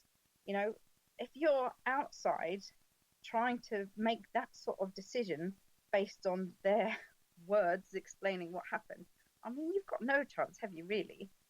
But I think this is an important thing with not just UFOs, but everything in life, is that we will never know what the truth is about anything. We can't really be sure. Even if we think we're right about something, we might be wrong. And in an infinite multiverse, where every decision you make, there's, gives birth to a couple of universes where one you said no and one you said yes, that there's infinite possibilities. You're always going to be both right and wrong about everything you do. So I suppose the only universal constant is to try and be kind. Because you can try and be right, but you will always be wrong in some universe. Or there's always the possibility that you might be wrong, even if you're really sure about something. So I think the message is that just try and be kind. Try and make a decision that is reasonable, even if you're wrong about everything about it. Does that make sense? In ways it does. I think it simplifies the experience. I don't mean that to sound rude or crass about that. Please don't take that. But I think for people who have had multiple experiences, or even I'm not saying, look, there's a real difference in my world of people who claim to get abducted, and it's in the middle of the night where you can't tell whether it's a dream state or not. And there's a real difference between someone who is walking through a forest or doing a radio show and all of a sudden an alien like Carl pops up at your window. Okay? There's a real difference between things like that. Does that make sense? Kind of. But, there's, for example, there were those group of 7 loggers who were out there, and they all saw the UFO together. One of them, Travis, got sort of beamed up, and they all saw it, and so they all know that is a physical experience of some kind, whether there's even psychological aspects to it or whatever. That's accepted as a thing that really happened. Whereas if you're in bed at nighttime and something similar sort of happens to you, I don't think we should take that as less likely to be real just because somebody else didn't see it. I think that could be every bit as real as, we don't have to validate our experiences by somebody else seeing it. And I think I'm not articulating what I mean, because I say things like things could be psychological experience. I think that's interpreted as meaning people might be imagining it. That's not what I mean. What I mean is some things, some experiences might be related to your consciousness and some things won't. And it's difficult to tell which one is which, but it doesn't mean that either is less real or that people are imagining things that are actually really happening to them. I just mean it's difficult to tell the difference between the two. And right. as a UFO researcher, that's not really probably a realistic hope. Right. And I'm going to get you to hold on right there, because we do got to go to break at the bottom of the hour. When we come back, we're going to talk about MH370. Where is it? And we're going to take your questions as well for our guest tonight, Anna Whitty, on Spaced Out Radio.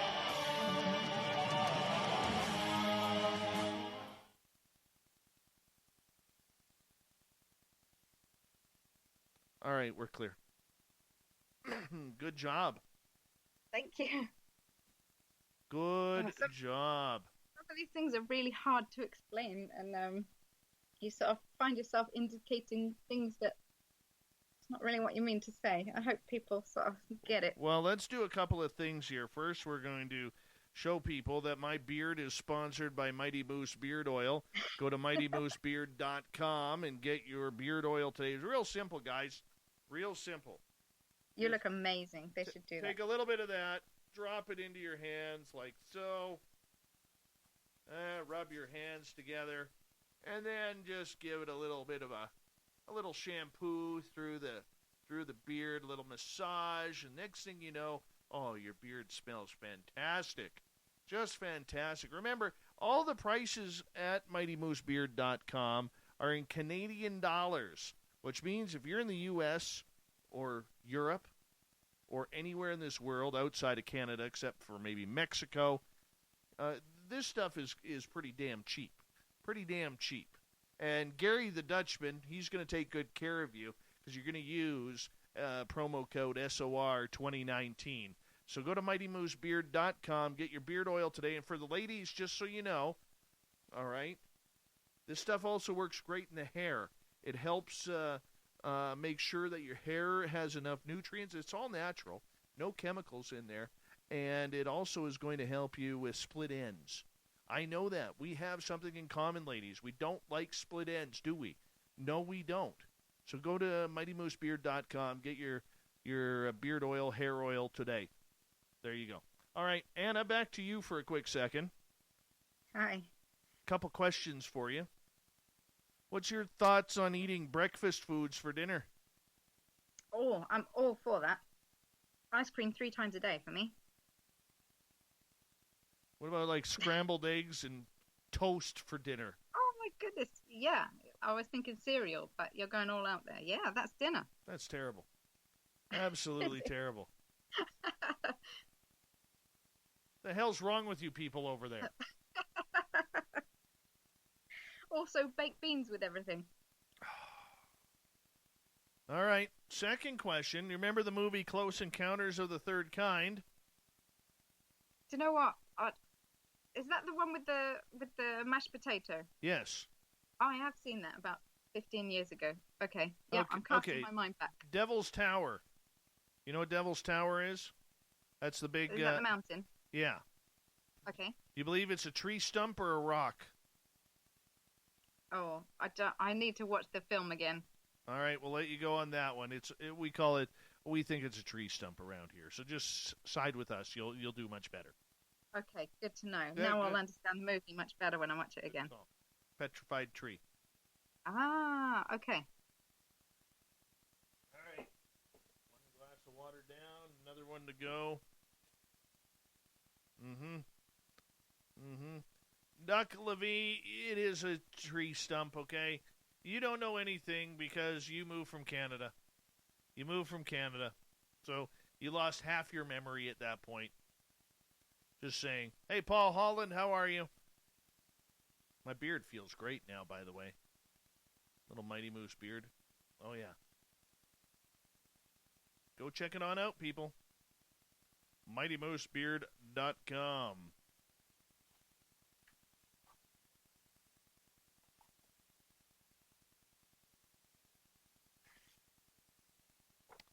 Unbelievable, Anna. I thought you would be anti-breakfast for dinner. No. I'm not for unnecessary rules, to be honest with you. Unnecessary rules? They're called breakfast food for a reason. It's an option. That's a serving suggestion. We're going to agree to disagree on this. Okay. All right. Yeah. Hey, Knucker, where is Dick Daigle, the former first-round pick? And Knuck, honestly, I'll be honest with you, buddy. I would totally hammer you into the boards. I would. Even if I had to take a charging call, I would. We're going to assume you love Coldplay, too. Isn't that right, Anna? Oh, that's right, yeah. Yeah. Well, you're a lady. Of course you do. All right. Nucker, you and I are on. You got, as soon as that border opens up, okay, you and I are on. Get the ice. We're on. Are we going full gear or partial? Let me know. Oh, here we go. Hold on. Almost lost track of time there.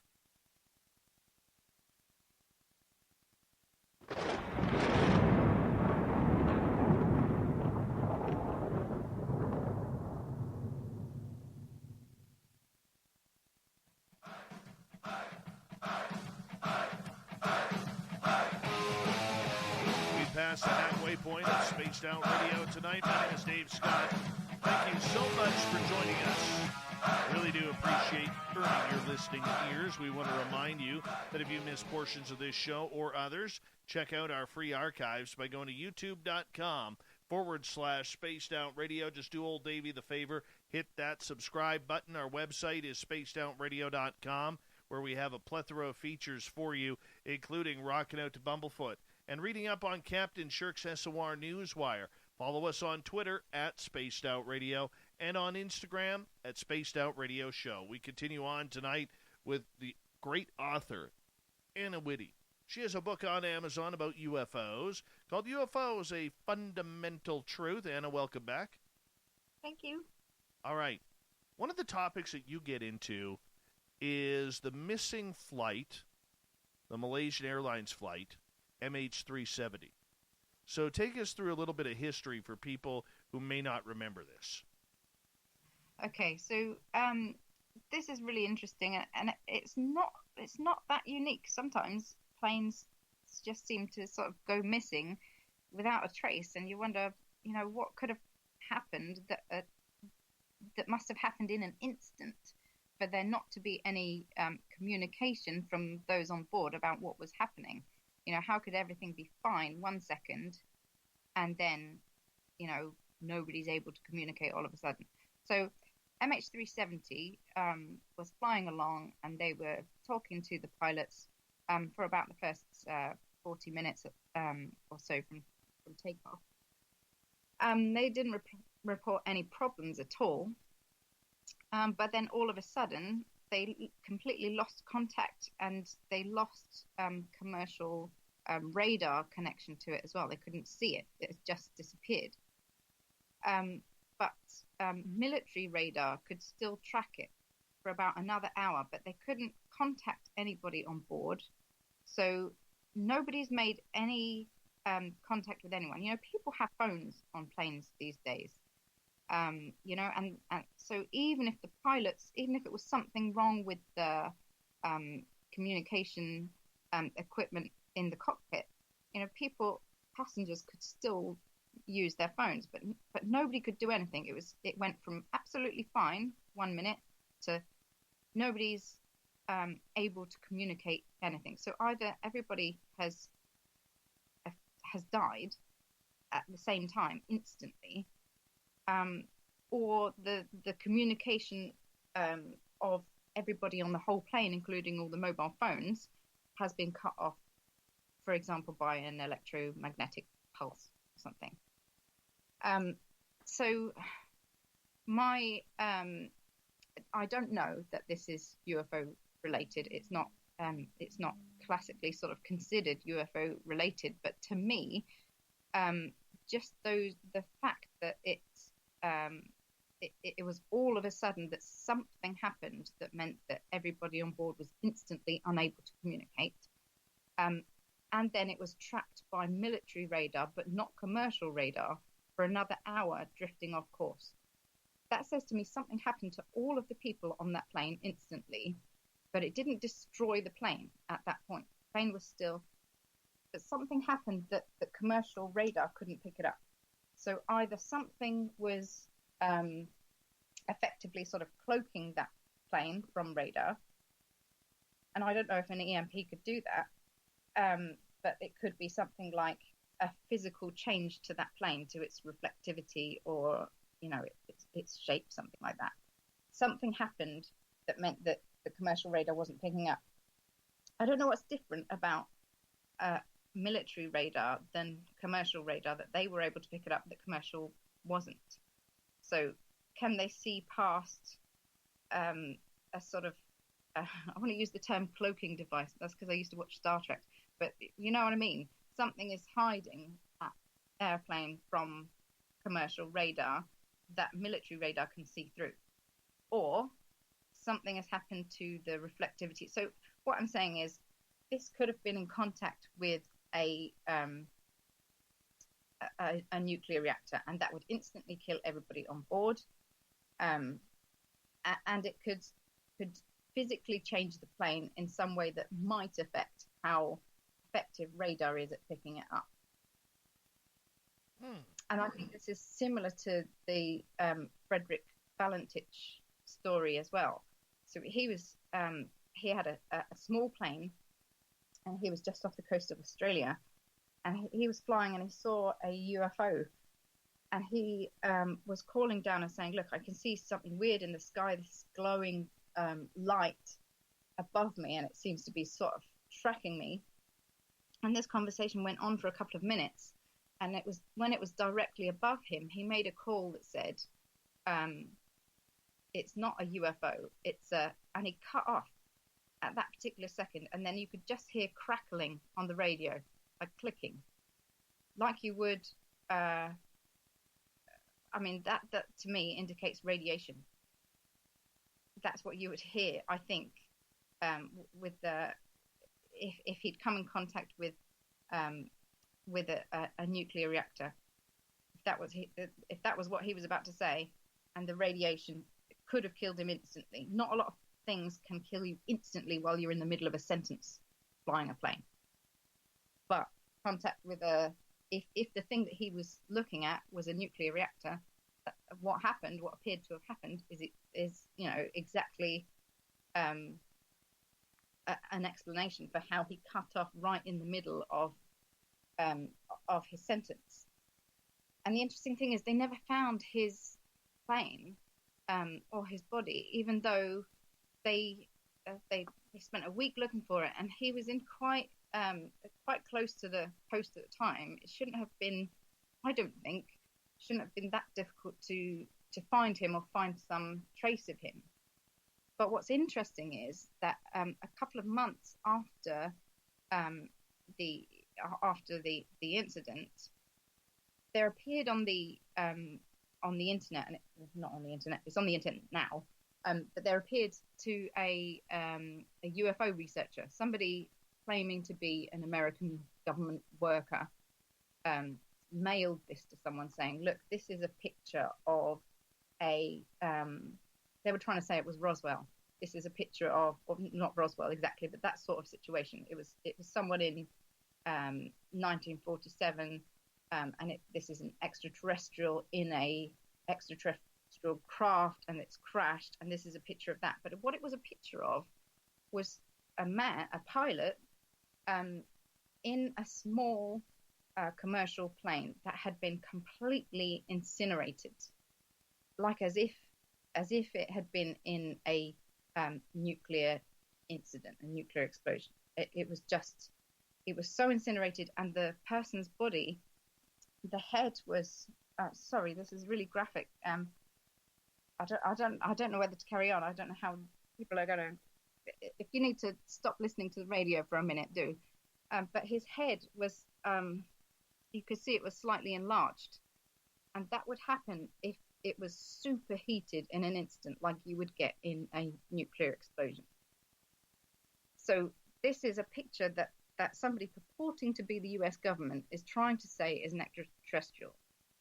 But what it's a picture of is a guy in a small commercial plane who's been incinerated by a nuclear explosion, and this photograph has surfaced a couple of months after the disappearance of Frederick Valentich, who has seen something that looks like a nuclear reactor right above him and has disappeared in an instant, with then crackling on the radio, and then that completely cutting off after a couple of seconds. So to me, if you put that all together, that's what makes sense to me. Is this incidents of planes coming into contact with aerial nuclear phenomena. See, I have a different lookout for MH370. And so I'm going to quickly spin some tinfoil on my head here because I'm about to turn up the woo. Oh, okay. All right. I don't believe it was alien. I do believe in a couple of things, though.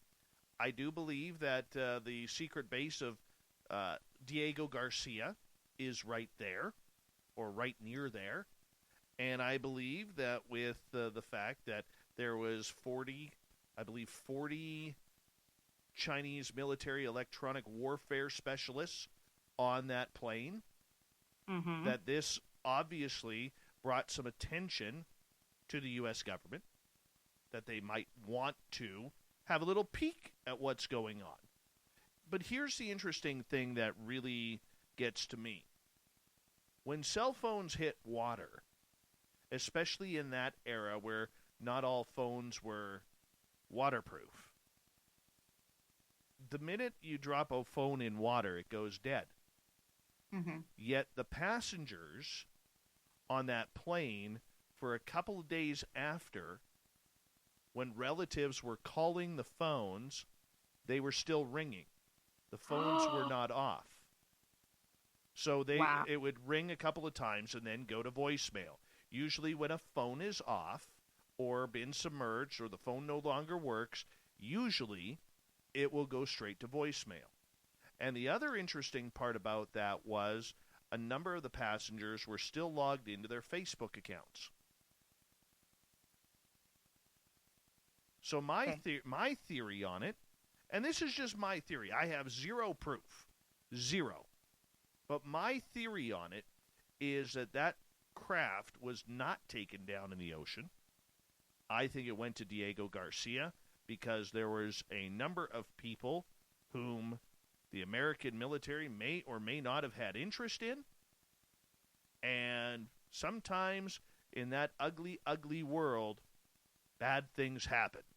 And I'm not going to say what I think because I think everybody out there can take a picture of what I'm trying to say without being too vulgar or crass, but that's what I think happened. I think that's a really good theory, Dave. Yeah. All right? Because up until this point, there is no plane. There is zero plane. Right? Yeah, and that works with how the commercial radar couldn't see it, because something was shielding the plane from commercial radar. They didn't want commercial radar to see where it was going. That makes sense to me. That's plausible. But the only two things, like I said, the only two things that weird me out about that, and it could have crashed. It could have. Okay? But if you're on Facebook a couple of days after you go missing, that's interesting. Although they could have just left their other devices logged in. Like my Facebook is logged in all the time. Yes. But I'm not. But if your home computer goes to sleep back then, okay, your home computer goes to sleep, your Facebook turns off. It shows that you are not in the chat. Okay. Right? Yeah. I think that's definitely plausible. I think you're onto something there. I could very well be. I don't know. I could be 100% wrong. I could be. Right? Probably am. But that's just a theory that I have on that. Now, let's just say for the whole of the show, we do admit we might be wrong. We don't want the CIA to off us for being right about anything. So we're perfectly happy to say we might be wrong. Right. But it's a bloody good point, I think. Yeah, and they do believe that pieces of the plane, now, if you Google this, they do believe that certain pieces of the plane have been found as early as July of 2015. At least that's what they're saying. Yeah, but the thing is, if you take a plane somewhere, you can find a piece of that plane whenever you like, wherever you like, can't you? Oh, we found this piece, it doesn't rule out, it doesn't prove anything as such. It only proves it if you're going to take it at face value that it is the discovery that they're saying it is. Absolutely. But And if they don't have a very good track record of telling the truth, they've only got themselves to blame if nobody believes them, to be fair, haven't they? well, I mean, that is something that, I mean, it could be argued either way. I mean, some people are going to believe that there's no reason to lie about something that tragic. Others will say, well, you know, there's flags that need to be watched everywhere. So, I mean, it's very difficult to sit here and wonder about what truly happened to that plane. But that's just my theory. Like I said, I could be 100% wrong. I could be. The governments have done, really terrible things, to be honest, that we found out about afterwards, and that with hindsight is really, really shocking. So when somebody comes up with a theory like that, I kind of, I wouldn't be massively surprised. I'm not saying it's true either, but I'm saying if it was true, I wouldn't be surprised. Well, I mean, like I said, we really don't know. We can only go by what has been reported, and they do believe that some of the aircraft has been found, not all of it, just pieces of debris. But the funny part about it is, I mean, these planes are so advanced. These planes are so advanced that you think they'd be able to track it a lot better. The only way they can't track it is if it, I believe, if it goes below radar, which I think is 500 feet? 500 feet, I believe. Yeah, but they had it on military radar, so they know where it was going. But somehow, all of those people were unable to communicate at all for all that time. Something caused those people to be unable to communicate. And if they were fine, health-wise, enough to check their Facebook, or somebody to check their Facebook a few days later, then what happened? Somebody has caused there to be an issue with communication on that plane. That's the story. Now, like I said, there have been alleged pieces of this craft that have washed up on shore, or not on shore, but that have been found. So, I mean, we'll see where it is. But it's an interesting case.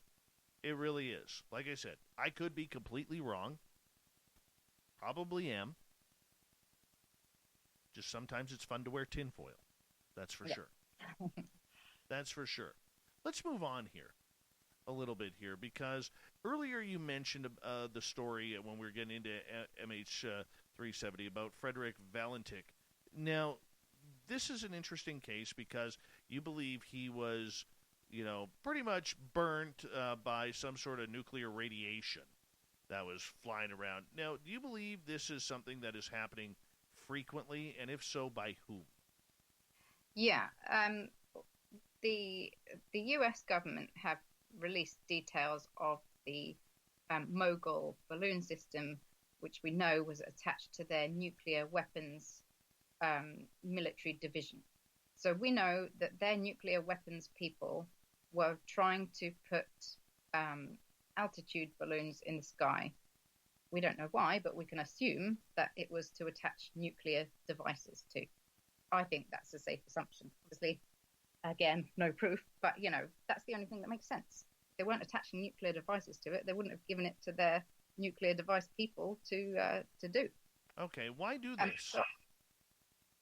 Why do it? Okay, so either it's a nuclear weapon, or it's could be a psychological weapon. But, I mean, that's a very expensive way to do a psychological weapon.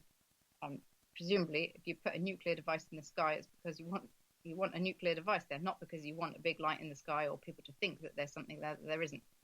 So I assume that this is just a continuation of the Glocker project. They wanted a nuclear device that they could fly around for, I guess they would call it, defense purposes. But yeah, effectively they want a nuclear weapon that they could fly. But it could be, alternatively, it might be why they'd give it to their military, I don't know.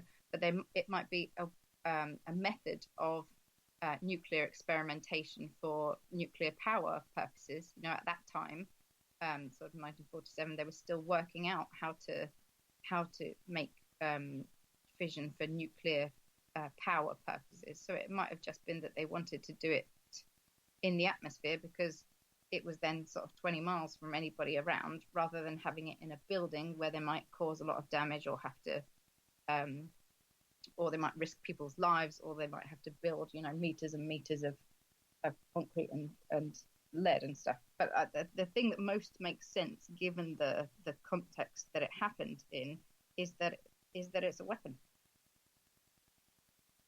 How long have they been trying to, or let me rephrase this. What proof do we have that this is something that they have been building as a weapon? Well, we know they gave it to the nuclear weapons division of the military to do. We know that they, in the nuclear weapons military division, they were developing constant altitude balloons. They say that they were doing that to attach microphones to. You know, I don't think that's true. They have a lot of divisions of, you know, various, you know, they have a reconnaissance division.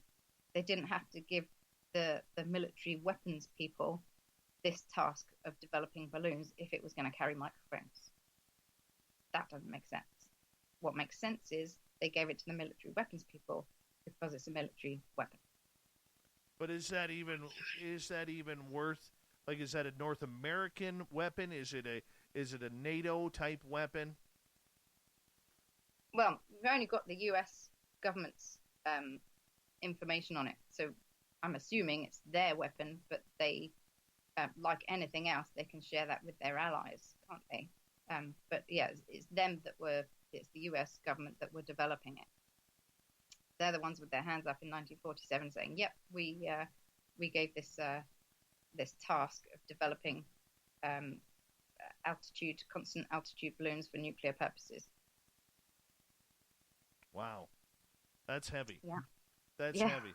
Now, are there a lot of reports? Like, does this weaponry fly on military craft? Like, can a fighter jet be carrying this?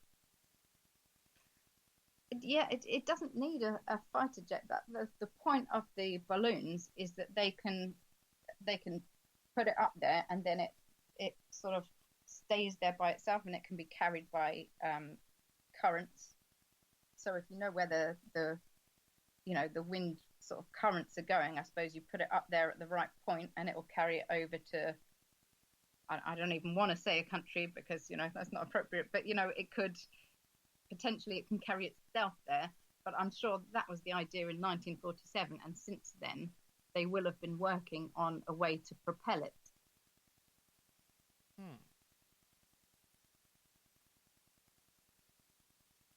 Interesting. Because we haven't seen that, as far as we know, as we got about 45 seconds left, play out in any of the war zones that we've had the last 20 years. Yeah, not yet. So nuclear weapons is really, it has been frowned on, thank God. But we have seen radiation weapons in the form of chupas. So that's a disturbing development. Always is. Anytime it gets to weaponry, it is. It's kind of the reason why I kind of like living in Canada. Yes. Honestly. You know, we throw a couple of, you know, light little tugboats in the water, we got a navy.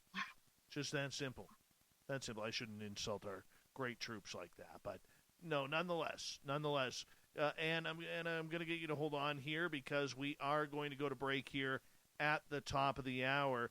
For the next 30 minutes after we come back from break, we have, all the way from the United Kingdom, author Anna Whitty. She has a book out on Amazon called UFOs, A Fundamental Truth. When we get back, let's get into animal mutilations. Why not? Let's end up on a high here. Then we got the SOR Newswire and the Thought of the Dave. Stay tuned. Spaced Out Radio continues right after this.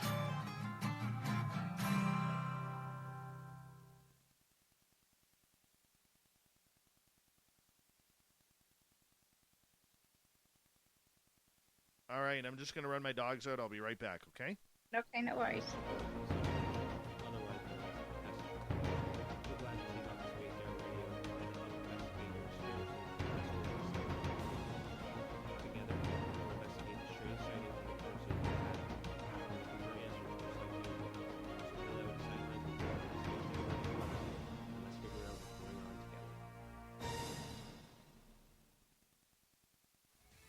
To the entertainment online for Spaced Out Radio.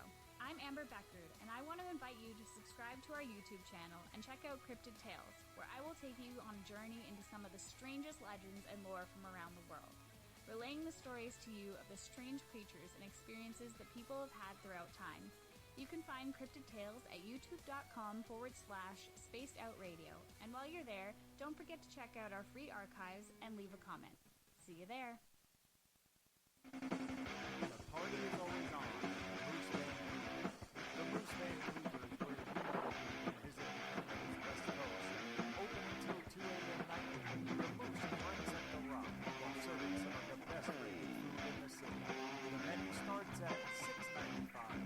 Why party anywhere else in the Bay Area when the Moose is right here? Get your horns up and rock with the Moose, the official party bar of Spaced Out Radio.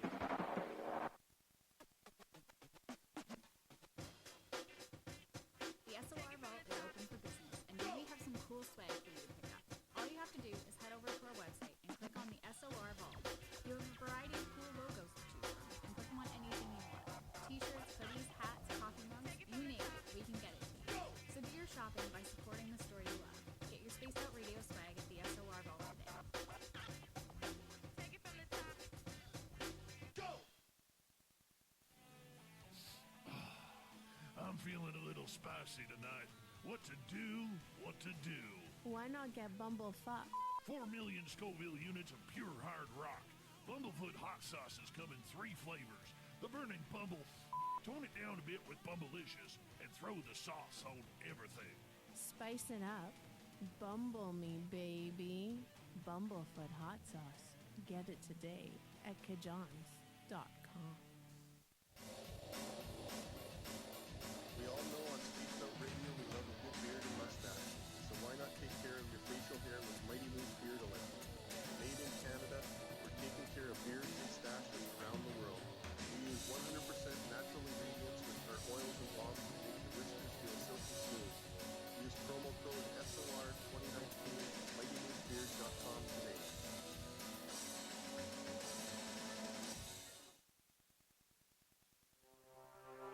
We are scouring the world for the most intriguing stories of your day.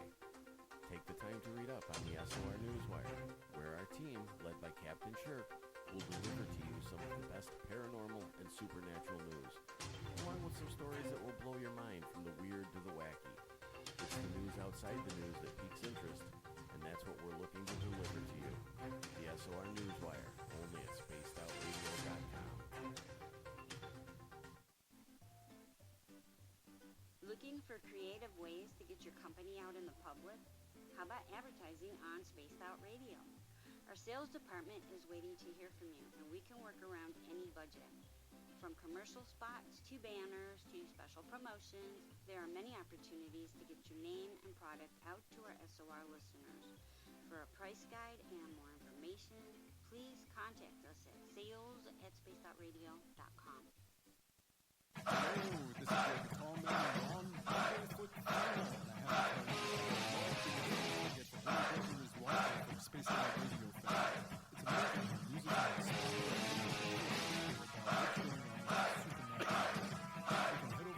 All right, I'm back. We got about 2 minutes. 2 minutes. Okay. Hey, Game Vet, welcome back.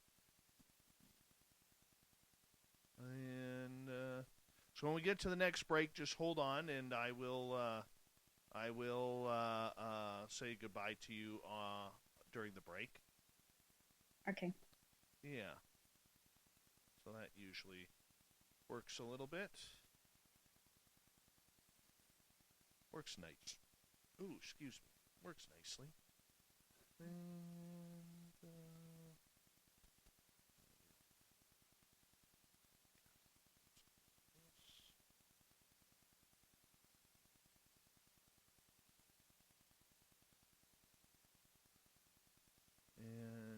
You having fun so far?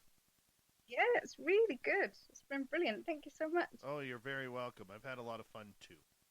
Yeah.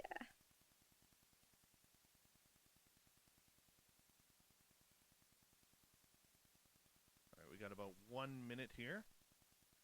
1 minute. Big thank you to Cat Chaser for the amazing super chat tonight. Thank you to everybody who's given us a thumbs up on this show. Remember, great way to support this show. Do a little shopping at the SOR Vault. Go to facebook.com/the SOR Vault. You get great shirts like I'm wearing my Woo Train shirt tonight, people. I'm wearing my Woo Train shirt. You need some of this stuff. It's good stuff. High quality. Didn't go for the El Cheapos that will rip after like a week and a half of wearing it. Nope, we didn't do that. So make sure you check it on out. We'd greatly appreciate it. And facebook.com/the SOR Vault. And, yeah, we'll go from there. We got 10 seconds here, everyone. So make sure that you hang on out. Here we go. Hour 3 right now.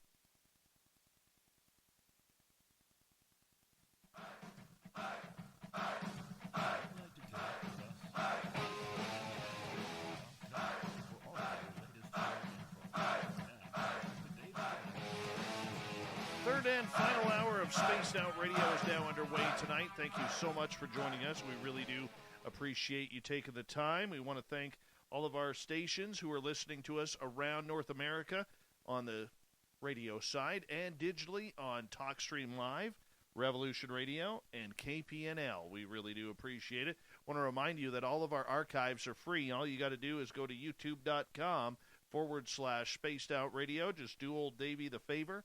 Hit that subscribe button. The Desert Clam has set the password for tonight in the SOR Space Travelers Club. Hortatory. Hortatory is your password. Use it wisely, Space Travelers, as the Clam sets the password each and every night right here on Spaced Out Radio. Our website is spacedoutradio.com, where we have a plethora of features for you, including rocking out to Bumblefoot and reading up on Captain Shirk's SOR Newswire. Follow us on Twitter at Spaced Out Radio and on Instagram at Spaced Out Radio Show. For the final time tonight, we introduce author, and she's all the way from the UK. Anna Whitty is with us. Her book, which can be found on Amazon right now, is UFOs, A Fundamental Truth. Anna, thank you so much for joining us tonight. How are you? I'm good. Thanks for having me. It's been a pleasure so far, so thank you so much for being here with us. I want to ask you about these mutilations, these cattle mutilations, because they always seem to cause a little bit of a stir. They're as grotesque as they are. You know, there's still a lot of people out there who are experiencing, and farmers are experiencing, strange phenomena with their live crops. What's going on here? So, this is really strange, and there have been cattle mutilations for like a few centuries, but it's really rare, up until the late 60s, early 70s, and then there's just an explosion of this happening. And at first, it was just in America, but there are incidents elsewhere around the globe. But it certainly is. Does seem to be concentrated in the US and started off there in the late 60s. So what happens is you get an animal, usually a cow, and it's horribly sort of mutilated in a really strangely surgical way, and that isn't done on site. What seems to happen is the animal gets picked up, taken somewhere. They do some surgery on it, which doesn't seem to make any medical or research sense. So they take out organs that aren't related to each other, really, like, you know, for example, the eyes and the genitals. And then they make the effort to bring the mutilated carcass back to where they took it from. And that's the really strange thing about it, because when you're trying to work out why something is happening, most of the efforts so far seem to be kind of thinking about what are they getting out of the surgery. But my perspective on this is I don't think they're getting anything out of the surgery. I think the whole point of it, what they're getting out of it, is the shock value of returning a mutilated carcass. Otherwise, why go to that effort? If you needed a cow's genitals, you could take the cow and take that part of it and then just dispose of the cow. You don't have to go to the trouble of returning the cow to the field where you got it from. That's only to shock. And in my opinion about who's doing it and why it's going on, the late 60s and 70s is sort of when the idea of UFOs were really taking off, and it provides a good kind of distraction again for the US government. They seem to be involved kind of all over the UFO phenomenon, and what it seems to be is people like William Moore, kind of government sort of mouthpieces. They come out with stories and leaks of I worked in such and such a US government department and they know this and that about UFOs, always trying to put out that UFOs are the answer to something. And then officially, of course, the government can say, oh, no, that's all nonsense. And it's all about creating confusion and fear. And the thing about governments is, not just modern governments, but always, if you've got a population that's confused and scared, that's an obedient population. They're going to do what they're told, and they're going to be happy to part with a lot of money and trust you to make a lot of investment in defense or offensive weapons, because they feel the need to be protected. So all of these things sort of come together and indicate that this is an operation by American military, a sort of a gaslighting operation in order to get the population to believe that something weird and scary is going on that they don't understand. And if you look at the FBI did an investigation into this, and they were really reluctant to, which is weird because there were so many cases of it, and this was costing cattle farmers, thousands of pounds in the 60s. It's a lot of money, and also it's really strange. Why wouldn't the government want to investigate? They're so reluctant to, but after a lot of political pressure, they did agree to. And they published a report which said the usual, that's natural causes. But if you look at not the report itself again, but the information appended to the report, so the information that they should have been looking at and taken into account when they wrote their conclusion, there's a lot of interesting stuff in there. So there was a police officer, Officer Valdez, that spent quite a few years looking into the details of a lot of individual cattle mutilation cases, and every time they got a case, they would send it to a lab, and every time the lab would tell them, oh, this one died of natural causes, or we can't find anything weird about this particular one. And eventually, after a few years, he spoke to some of the assistants, the lab assistants, who revealed to him that actually what they had been finding was drugs in the kettle's blood system that they had not been reporting to him. So something was going on, and for some reason the lab was covering that up, and we don't know why. But we can enjoy speculating. So these cattle were being taken, drugged, something was happening to them, and then they were being dropped back to where they were, and this was by helicopter.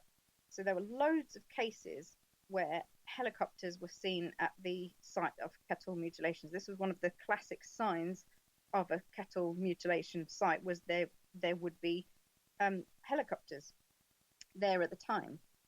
But this was just information that was totally ignored by the FBI in their investigation, as if something like that would be totally irrelevant.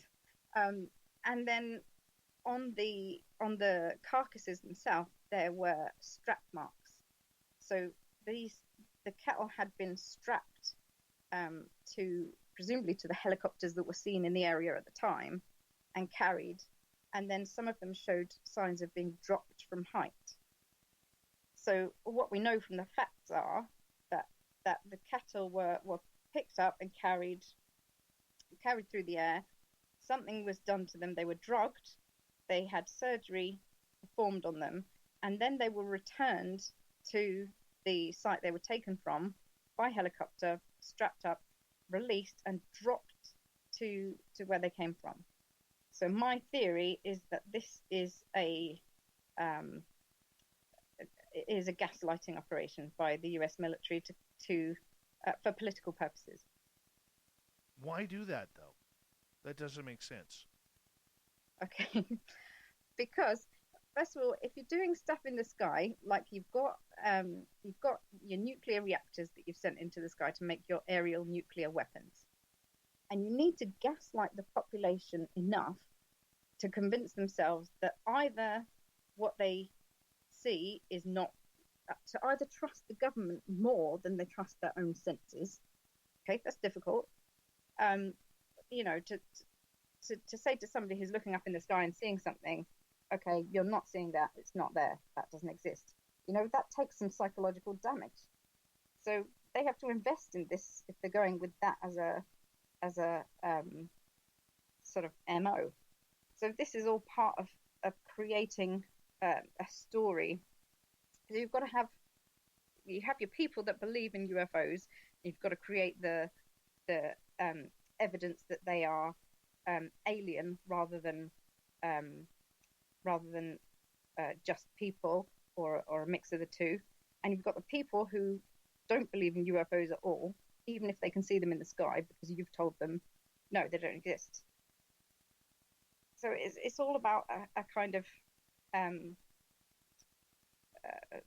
sort of lying to people and making sure that they trust you more than they trust their own senses. And they know something weird is going on, but they have to trust that the government knows about it, because the alternative is perhaps too scary to contemplate, or it's all about maintaining political power and maintaining control of the narrative of what's going on. Okay, so there's been a lot of educated people who have looked at this, from David Paulides, Butch Witkowski, scientists across the land who have looked into this phenomena. And the one thing that they've always stated was how precise these laser-type cuts are. And, it's basically saying that any type of human type of cut would have some sort of serrated edges. How do you explain that? Okay, well, they say that, but often the military is way ahead of the rest of everybody else in terms of technology, aren't they? And at the beginning of this phenomenon, it was noted that the surgical skill was seen to improve over time. So, that doesn't make sense in terms of this being an extraterrestrial phenomenon. That makes sense in terms of being people getting more practice over time and getting better instruments with technology over time. So this isn't a static process, which it would be if it was extraterrestrial. Their technology, if it's, thousands of years ahead of ours and they were doing this, it would be the same the whole way along. But it wasn't. It started in the late 60s, precise, but not exactly so. And then as the years went on, more and more precise and more impressive in terms of technological sort of advancement and skill. Okay. So they have also stated that this phenomena has been recorded at places like Skinwalker Ranch, which would mean that if it's happening at a place like Skinwalker Ranch, then are they doing that to themselves in order to try and create some sort of hoopla over the subject? Yeah, a lot of these cases happen near military bases. I mean, that's just sort of convenience, isn't it? Really, it's a good place to start. But yeah, I don't think they're particularly picky about whose cows they use. If they just wanted let's say if it was extraterrestrials and they just wanted some cows, they just need some cow eyes and cow genitals, they wouldn't need to make a big thing of picking up particular ones from all over the country. They'd be able to take a couple of cows and breed their own and not make a big thing about it. But the whole point of this exercise is to make a big thing about it. It's not for the eyes and the genitals that they're taking. It's for the shock value of the returned carcass. Okay, but at a place like Skinwalker Ranch, how would they do that? How do you mean? How would they? There's so many military scientists and government scientists working there, claiming, including Brandon Fugel, the owner, claiming there is strange phenomena happening there, including cattle mutilations. Why would they subjugate themselves to that? Yeah, but if it's the government that's carrying out this stuff, there's different government departments. The people who are there doing something else aren't necessarily related to this government department that's carrying this out. But they wouldn't rule out necessarily doing this on their own land. I don't think that rules it out at all. To me, it makes sense. If I was the government and I was trying to convince people that some weird thing was happening, I wouldn't not do it on government land. I would do it all over the place. Okay. So it's not just cattle, though. It's horses, it's goats, it's dogs, it's cats, it's wolves, coyotes. Yeah. First of all, it can be anything. The point of it is not what animal it is. Again, that goes to kind of back up the argument, really. It's not about biology. It's not about something medical, I don't think. It's about the impact of people seeing and discovering that this weird and unexplainable thing is happening. Okay. That I can see where you're going with that. I'm just trying to figure out why do this.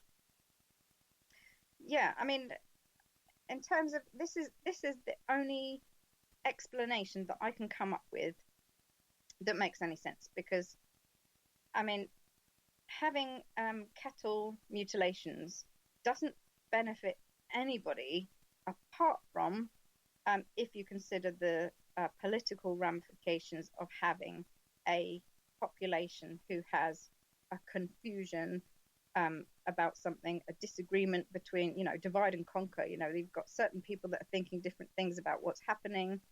You've got people who are in fear of a threat to them, which makes the government more powerful. This is a classic political strategy. It's not classic to do it through mutilating cows, but it certainly is classic to scare your own population, to make them more obedient and more to make your government more powerful and more able to do things in terms of expansion of weapons and expansion of control. People are happier to be under more control if they feel that that's going to help them be protected from a threat.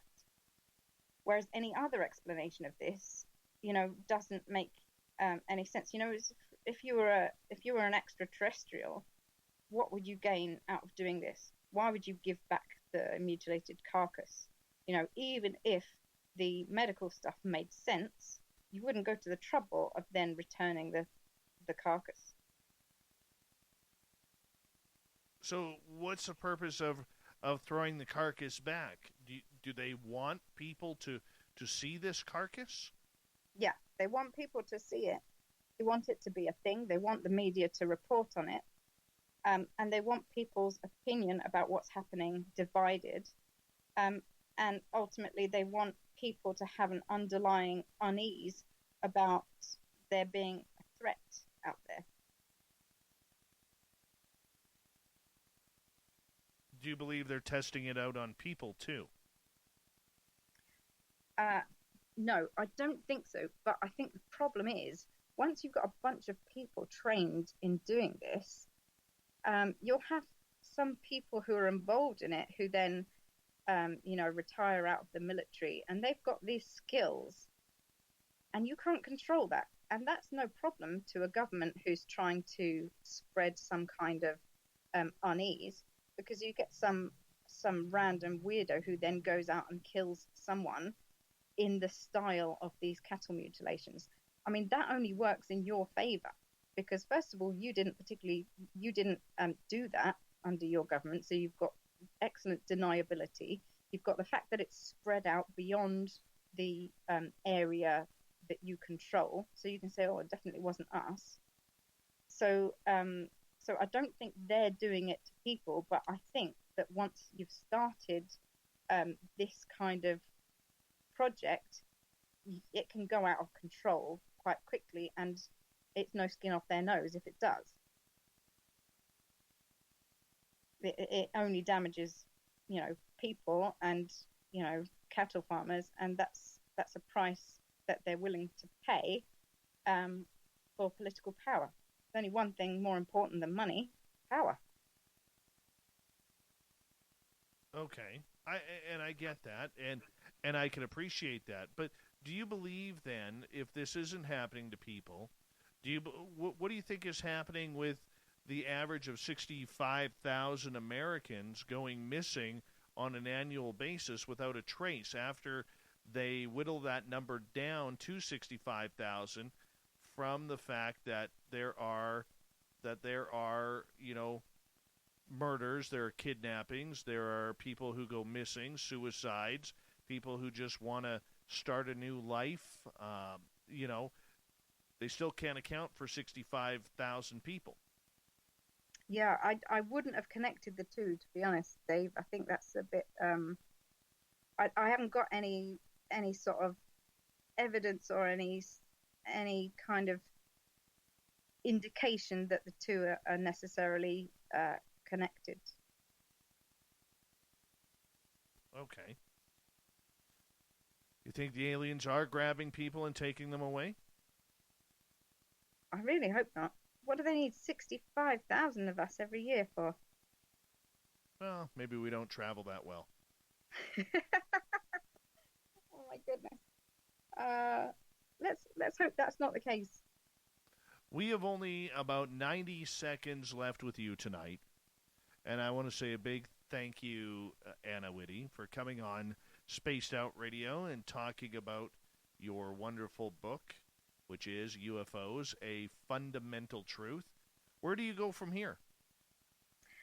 I think interesting about what's coming up with the report that we're due in 6 months' time from the US government, and to see if that's more a sort of continuation of trying to cause alarm with a couple of examples and then a threat narrative, or if it's going to be like a bunch of information that they release, like a database and some analysis. So I'm looking forward to seeing that one and seeing what more information there is to come out and what we can make of it. Any more books in the works? Yeah, definitely. Yeah, I'm just not sure what about yet. We'll see what the information points to. Well, I'll have a think about it. Well, the good news is, there's a lot of information coming up with the 180 days, with what's happening around the world with this phenomena. How much will we get to know? And Anna, I know you're going to be right on top of it. I want to say a big thank you to you for coming on Spaced Out Radio, literally staying up all night in the United Kingdom to make sure you didn't sleep through this show. And we're glad you didn't. You were a lot of fun. And for the first time, thank you for coming on the Mighty SOR. Thank you so much for having me. I had a brilliant time. Oh, it's going to be great. And it was great. And I look forward to seeing what you do in the future. Keep up the great work. We need more outside opinions like you have on things. Coming up next on Spaced Out Radio, we have Captain Shirk's SOR Newswire and the Thought of the Day. Stay tuned as we round the corner and look to take this show home. Spaced Out Radio continues right after this.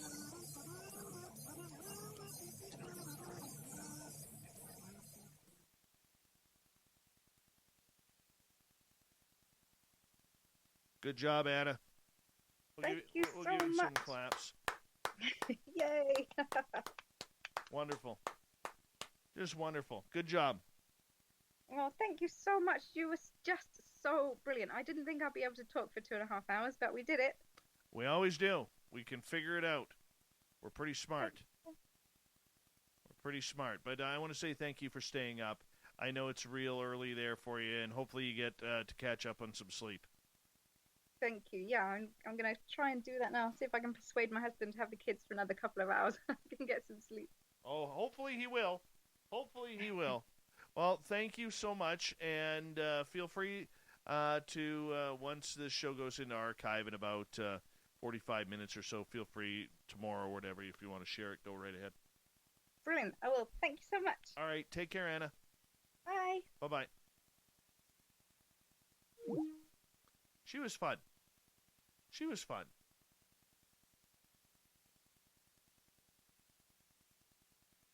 I'm a fan of hers. Fan of hers.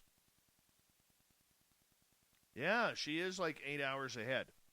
It's like 8:30 or 9:30 in the morning there. No, 8:30. Yeah, about 8:30 in the morning there. Don't forget that Dave is broadcasting from BFE. What the hell is BFE? What, you're leaving us already, Miss Pickles? Are you going to tighten up the beehive? Is that why you're leaving?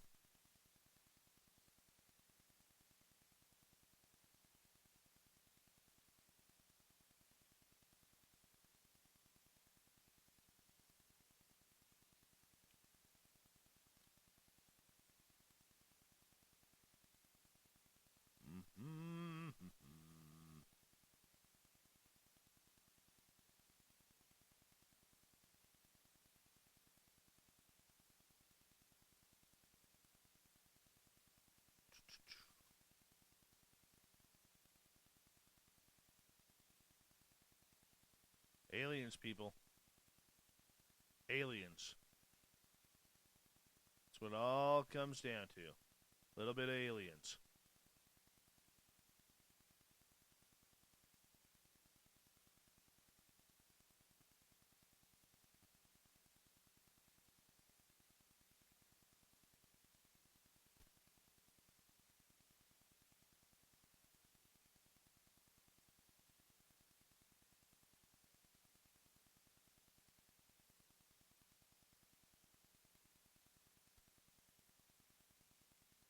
I did. I've been to San Francisco twice, and speaking at UFO Con there, I've been to a couple in Washington State, and COVID ends soon. I might end up doing one this summer in Vegas, which would be really cool, but the borders have to open up first. Denbub, I am in a small town called 100 Mile House. Almost at the central part of the province.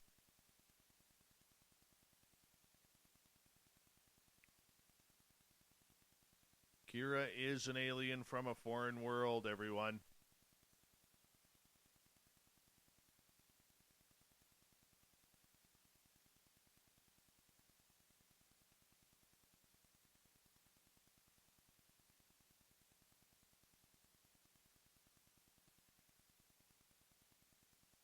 Hi, Cat the Kit. What do you mean no Carl window? I got a Carl window right here beside me. Just blocked now.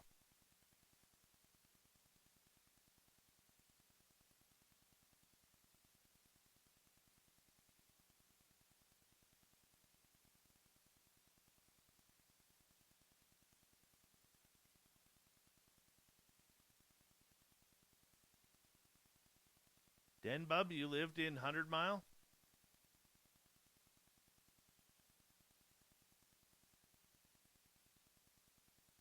Bim Jim is from Seashelt. He speaks like Macho Man Randy Savage, too. Hey, Polar Eclipse from Tampa.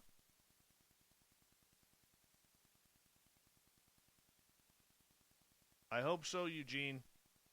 I hope so, my friend. If you do, buddy, I got a big hug for you, and we're definitely going for a beer and some dinner. Love me some Eugene Braxton. Dude is the real deal, man. All right, 5 seconds before we go. Thank you to Cat Chaser for the super chat tonight. Here we go.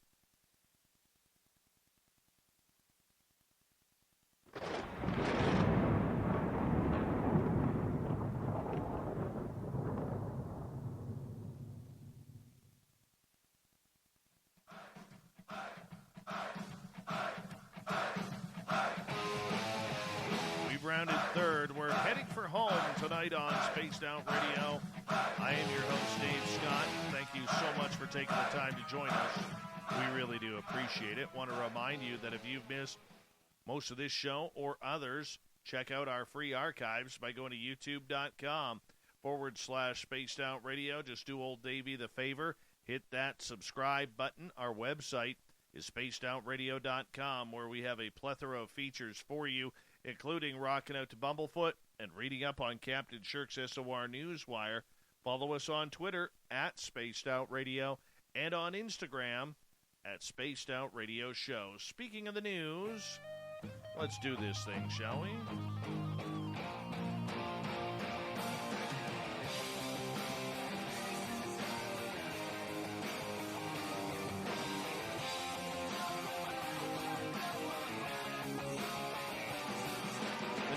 Is always changing, which is why we bring you the SOR Newswire at the back end of every show, where we get to the weird, the strange, the wacky, and sometimes the ufological. The CIA's decision to declassify more than 3 decades worth of UFO documents is a real-life X-Files, according to Nick Pope. Yes, the Brillo Pad himself, a former employee and UFO investigator for Britain's Ministry of Defense, said that there are some fascinating documents in the files, where there are more than 2,700 pages. However, the odd manner in which they were released and the difficulty searching them will fuel conspiracy theories. He says there is an irony in the UFO community expecting to find a smoking gun and material released by an organization they believe is part of a cover-up. And recent revelations about the Pentagon's ATIP program and the UAP task force suggest anyone looking in CIA files for the answer to the UFO mystery is looking at the wrong agency. Well, way to be right up front with that one, Nick. Way to be up front. Perhaps there are the documents the government wants people to see. A bit like a magician who does something flamboyant with one hand to draw people's attention, while the important thing is going on in his other hand behind his back. The ATIP program was formed in 2007 at the behest of Senator Harry Reid, who formerly the Senator of Nevada. It reportedly ceased operations in 2012, but we know that isn't true at all. The recent documents released were uploaded to blackvault.com, a government-centric website run by John Greenwald Jr., good friend of this show, who obtained them via FOIA requests. Last year, Greenwald purchased the CD-ROM that was created by the CIA.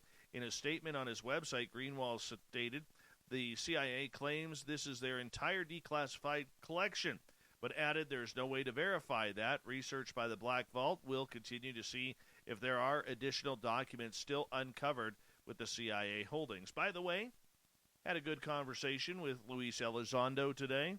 We have booked him for February 25th, so that's going to be a good one. Anywho, if you don't like stinky things, this may not be your story. This Gwyneth Paltrow candle didn't pass the smell test at all. A candle named This Smells Like My Vagina. Yes, you heard me correctly.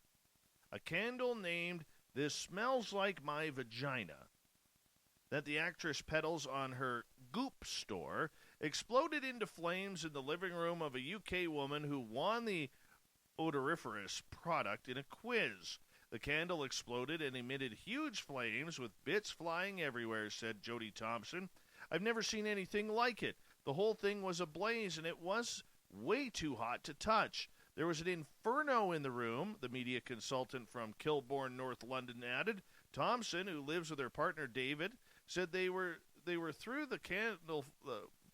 threw the flaming candle out the front door It could have burnt the entire place down. It was scary at the time, but funny looking back at the Gwyneth's vagina candle exploded in my living room.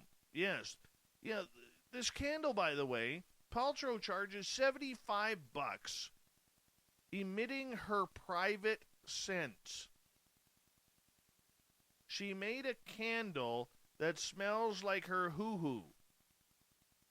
Scent notes include geranium, citrusy bergamot, and cedar absolutes juxtaposed with damask rose and ambrette seed, according to her online store. This candle started as a joke between perfumer Douglas Little and Gwyneth. The two were working on a fragrance when she blurted out, this smells like a vagina, but evolved into a funny, gorgeous, sexy, and beautifully unexpected scent. The post, yeah. Do any of us really need to smell or figure out what Gwyneth Paltrow's private parts smell like? I don't even know where to go with this. Don't even know. We're moving on. 12 miners trapped underground for more than a week in a Chinese gold mine have managed to get a note to rescuers. The Xinhua News reports that the note confirmed 12 of the miners were still alive following the blast on January 10th. 4 are said to be injured, while the fate of 10 others is unknown. The workers wrote that they remained hopeful, but that they were in need of medical supplies. The scene at the gold mine still has a rescue effort quite underway. The note said, "We are heavily exhausted and in urgent need of stomach medicine, painkillers, medical tape, external anti-inflammatory drugs, and 3 people have high blood pressure. Rescue efforts have been underway since the blast occurred about 800 feet from the mine's entrance, trapping 22 workers around 2,000 feet below the ground. Rescue workers are reported to have first heard knocking sounds from those trapped on Sunday following by pulling on iron ropes. The explosions and deaths are not uncommon in Chinese mines. In September, at least 16 workers in southwestern China died after they became trapped underground in a coal mine and exposed to unsafe levels of carbon monoxide. In 2016, dozens of workers were confirmed dead after a gas explosion at a coal mine in the city of Chongqing. You know, that is one job I would never want. Oh my gosh, that would just be horrible. Being trapped underground like that just freaks me out.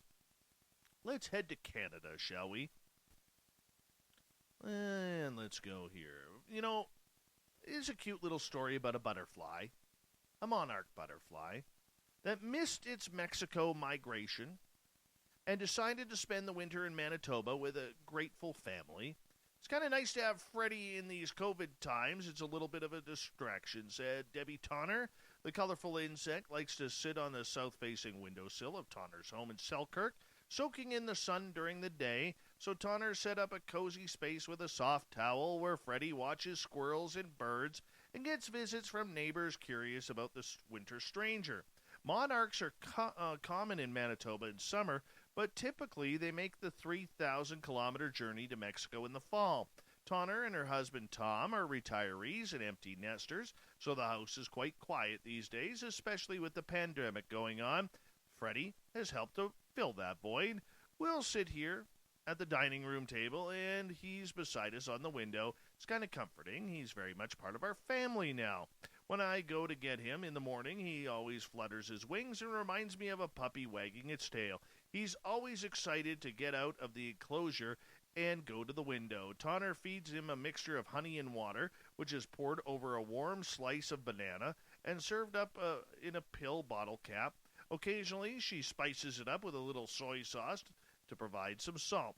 The family adopted Freddie after Thanksgiving, Canadian Thanksgiving that is, after a friend named Michelle found the butterfly on her driveway. She was loading up her car and was amazed she hadn't stepped on him because she had been back and forth a couple of times, and it was a cool day around 10 Celsius.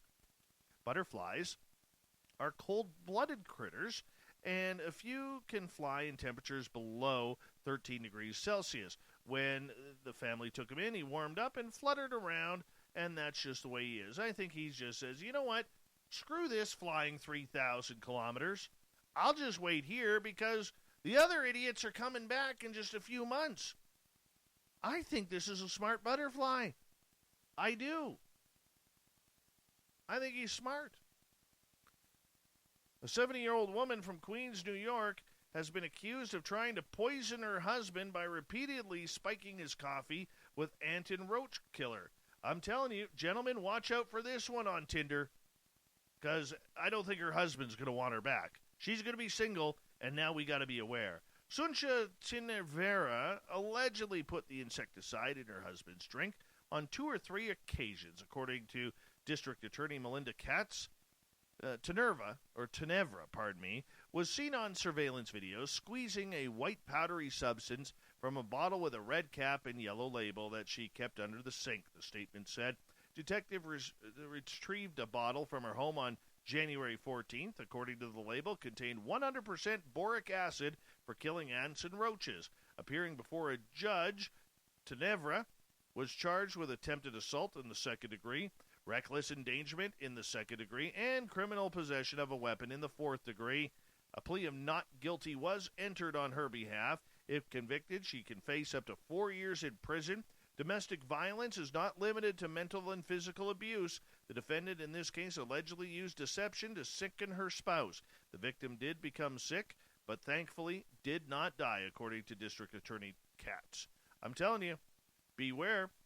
Soon she will be on Tinder. Plenty of fish. You name it. Match.com. Beware. She's coming. The ant poison lady. There's no doubt that perseverance can go a long way sometimes.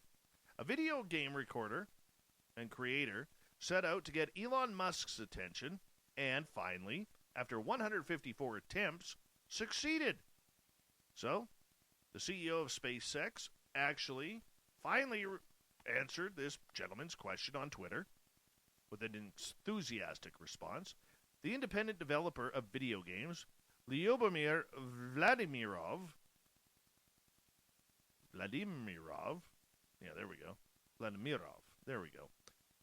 promised to publish the same message for the Daily Businessman for a year. His intention was to ask Musk for permission to develop a game inspired by SpaceX, his space exploration company. Dear Elon, I am a game developer, and I am making a game about the colonization of Mars with you and SpaceX. If you think it's cool, all I need is a go-ahead to use your name and logos. I will post this every day for a year until I get a yes or no, day 154 of 365. Well, after 22 weeks of prodding, Musk finally answered. You can steal our name, logos, and we probably won't sue you, the SpaceX CEO replied. After receiving the long-awaited response from Musk, the tweeter promised that the good part of the video game's profits would go to SpaceX. I want to give 80% of the profits for the game to SpaceX. In that way, the game will not only serve the important purpose of entertaining people and arousing their interest in Mars, but will also help Elon Musk and SpaceX to achieve this. Vladimirov has shown that he has wasted no time while waiting for Musk's permission. In his profile on Twitter, you can find several videos of what he has created on the interface of the game. It's kind of cool.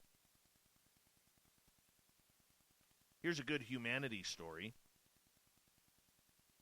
A teenager from Georgia who spent months walking several miles a day to get to work now has a brand new car, and it's all thanks to one woman's act of kindness. Jaden Sutton, a high school senior from Cobb County, made the trek on foot each day from school to his job at a restaurant and then back home. The teen was determined to work and make enough money to eventually buy his own vehicle, as his mother was recently laid off and her car was totaled several weeks ago. I knew if I had to walk to work every day to get a car, that's what I was going to do, Sutton said. If I had to walk home, then that's what I was going to do. Sutton told people that he'd get out of school about 3:30, then walk miles to his job, about 7 miles. After his shift, which usually lasted between 6 and 8 hours, the teen would make his way home, sometimes not arriving back until almost midnight. But that's all changed because of this angel named Lavonda. Yes, Lavonda Wright saw Sutton making his way down the road one day heading to work. he was walking really fast down the road, and my son stopped me and tapped me and said, "I think that's Jaden." Wright decided to drive Sutton, a classmate of her son's, to work that day, but as time went on, Wright felt that she needed to take matters into her own hands and help out the teenager. She created a GoFundMe page last month with the sole purpose of raising funds to buy Sutton a new car. The fundraiser, which had an initial goal of $4,000, raised more than $7,000. Wright was eventually able to buy a car for Sutton after she managed to convince the general manager of the Nally Honda dealership to drop the price of the vehicle to meet the budget. I just want to say thank you a million times. You don't understand how much, the teen told Wright after he was gifted the car. Wright documented the moment she gave Sutton his new vehicle on Facebook, sharing a photo of the pair smiling while standing right in front of the car. Good job. Good job. We need more of that. We need more of that in this world. On October 19th, 2017, Canadian astronomer Robert Warwick was reviewing images captured by a telescope when he noticed something strange. The telescope is situated at Helakaya, I'm sure I butchered that, a 10,000-foot volcanic peak in Maui, and it scans the sky each night. Well, what he saw was some near-Earth objects, which are mostly asteroids, but there was a dot of light that kept catching his attention, moving more than 4 times the speed at almost 200,000 miles an hour. He alerted colleagues who began tracking the dot from other observatories. They looked a little bit closer. They got a little bit more puzzled. The object was small, with an area roughly that of a city block. As it tumbled through space, its brightness varied so much. Yeah, we're talking aliens here. At least I am. It was an interstellar object, a visitor from far beyond the solar system that was just passing through. In the dry nomenclature of the International Astronomical Union, it became known as 1I 2017 U1. More evocatively, it was dubbed Oumuamua. Yes, even interstellar objects are cruising on through. The question is, where are they coming from? What are they doing? Where'd you come from, Cotton-Eyed Joe? Now, Avi Loeb is looking into this. He believes that this is space junk, and we've talked about that before. I think we're getting some real interesting stuff here, and it's only the start. It is only the start, now that we know what to look for.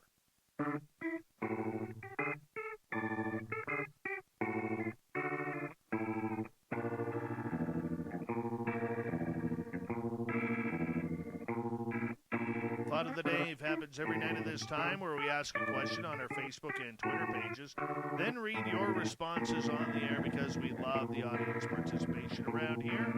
Today's Thought of the Day is as follows.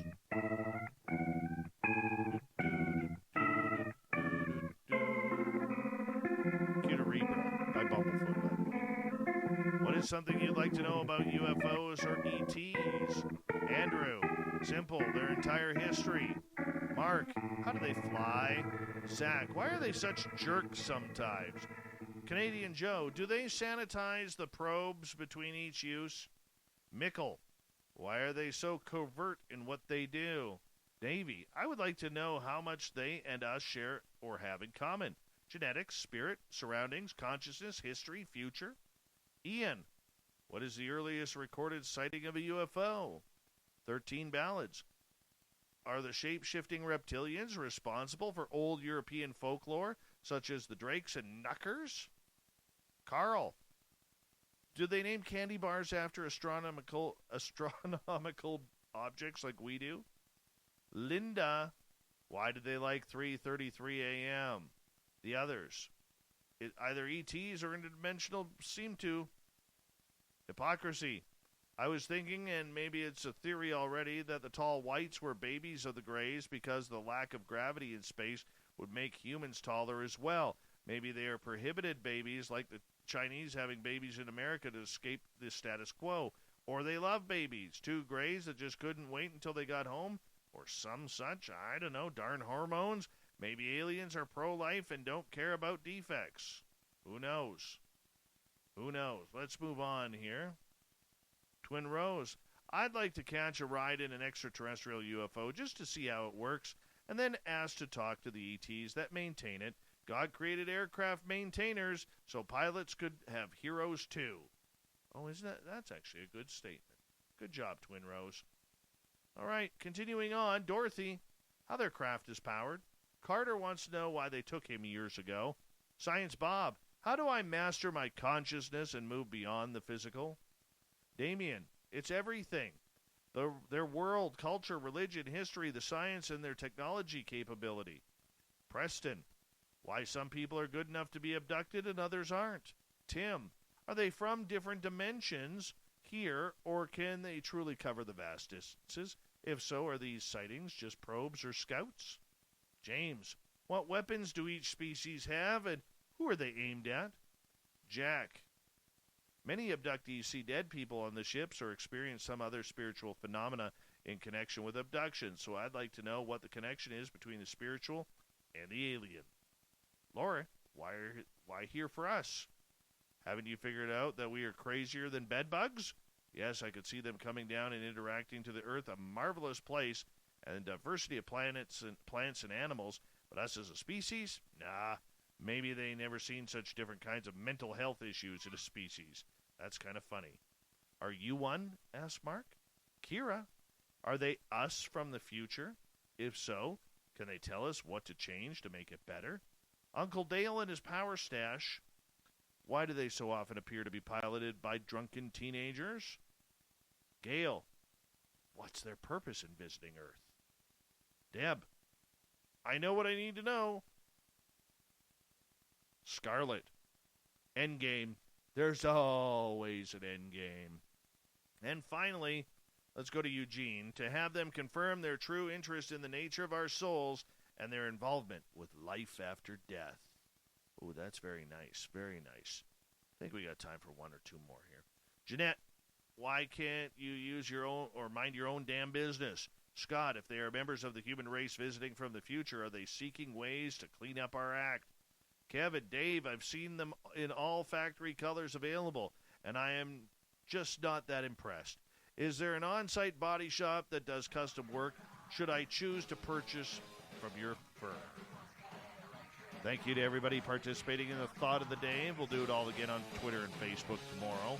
Thank you to Captain Shirk for the news and to Anna Whitty for coming on talking about some UFOs. We got Mr. Ron Bumblefoot Thal rocking in the background with Little Brother is watching. Bumblefoot is the official music of Spaced Out Radio, rocking us in and out of every single show. Get your horns up for the guitar god himself. Special thanks to everybody listening in at home, at work, in your cars, wherever you may be. Big thank you to everyone in our chat rooms tonight on YouTube, Spreaker, LGAB, Rev Radio, our website, and on Twitter at #SpacedOutRadio. Remember, this show is copyright by Spaced Out Radio and SOR Media Ventures Limited. Thank you so much for choosing to share your evening with us, because together, my friends, say it with me, we own the night. Mr. Bumblefoot, we need a favor. We need you to take us home.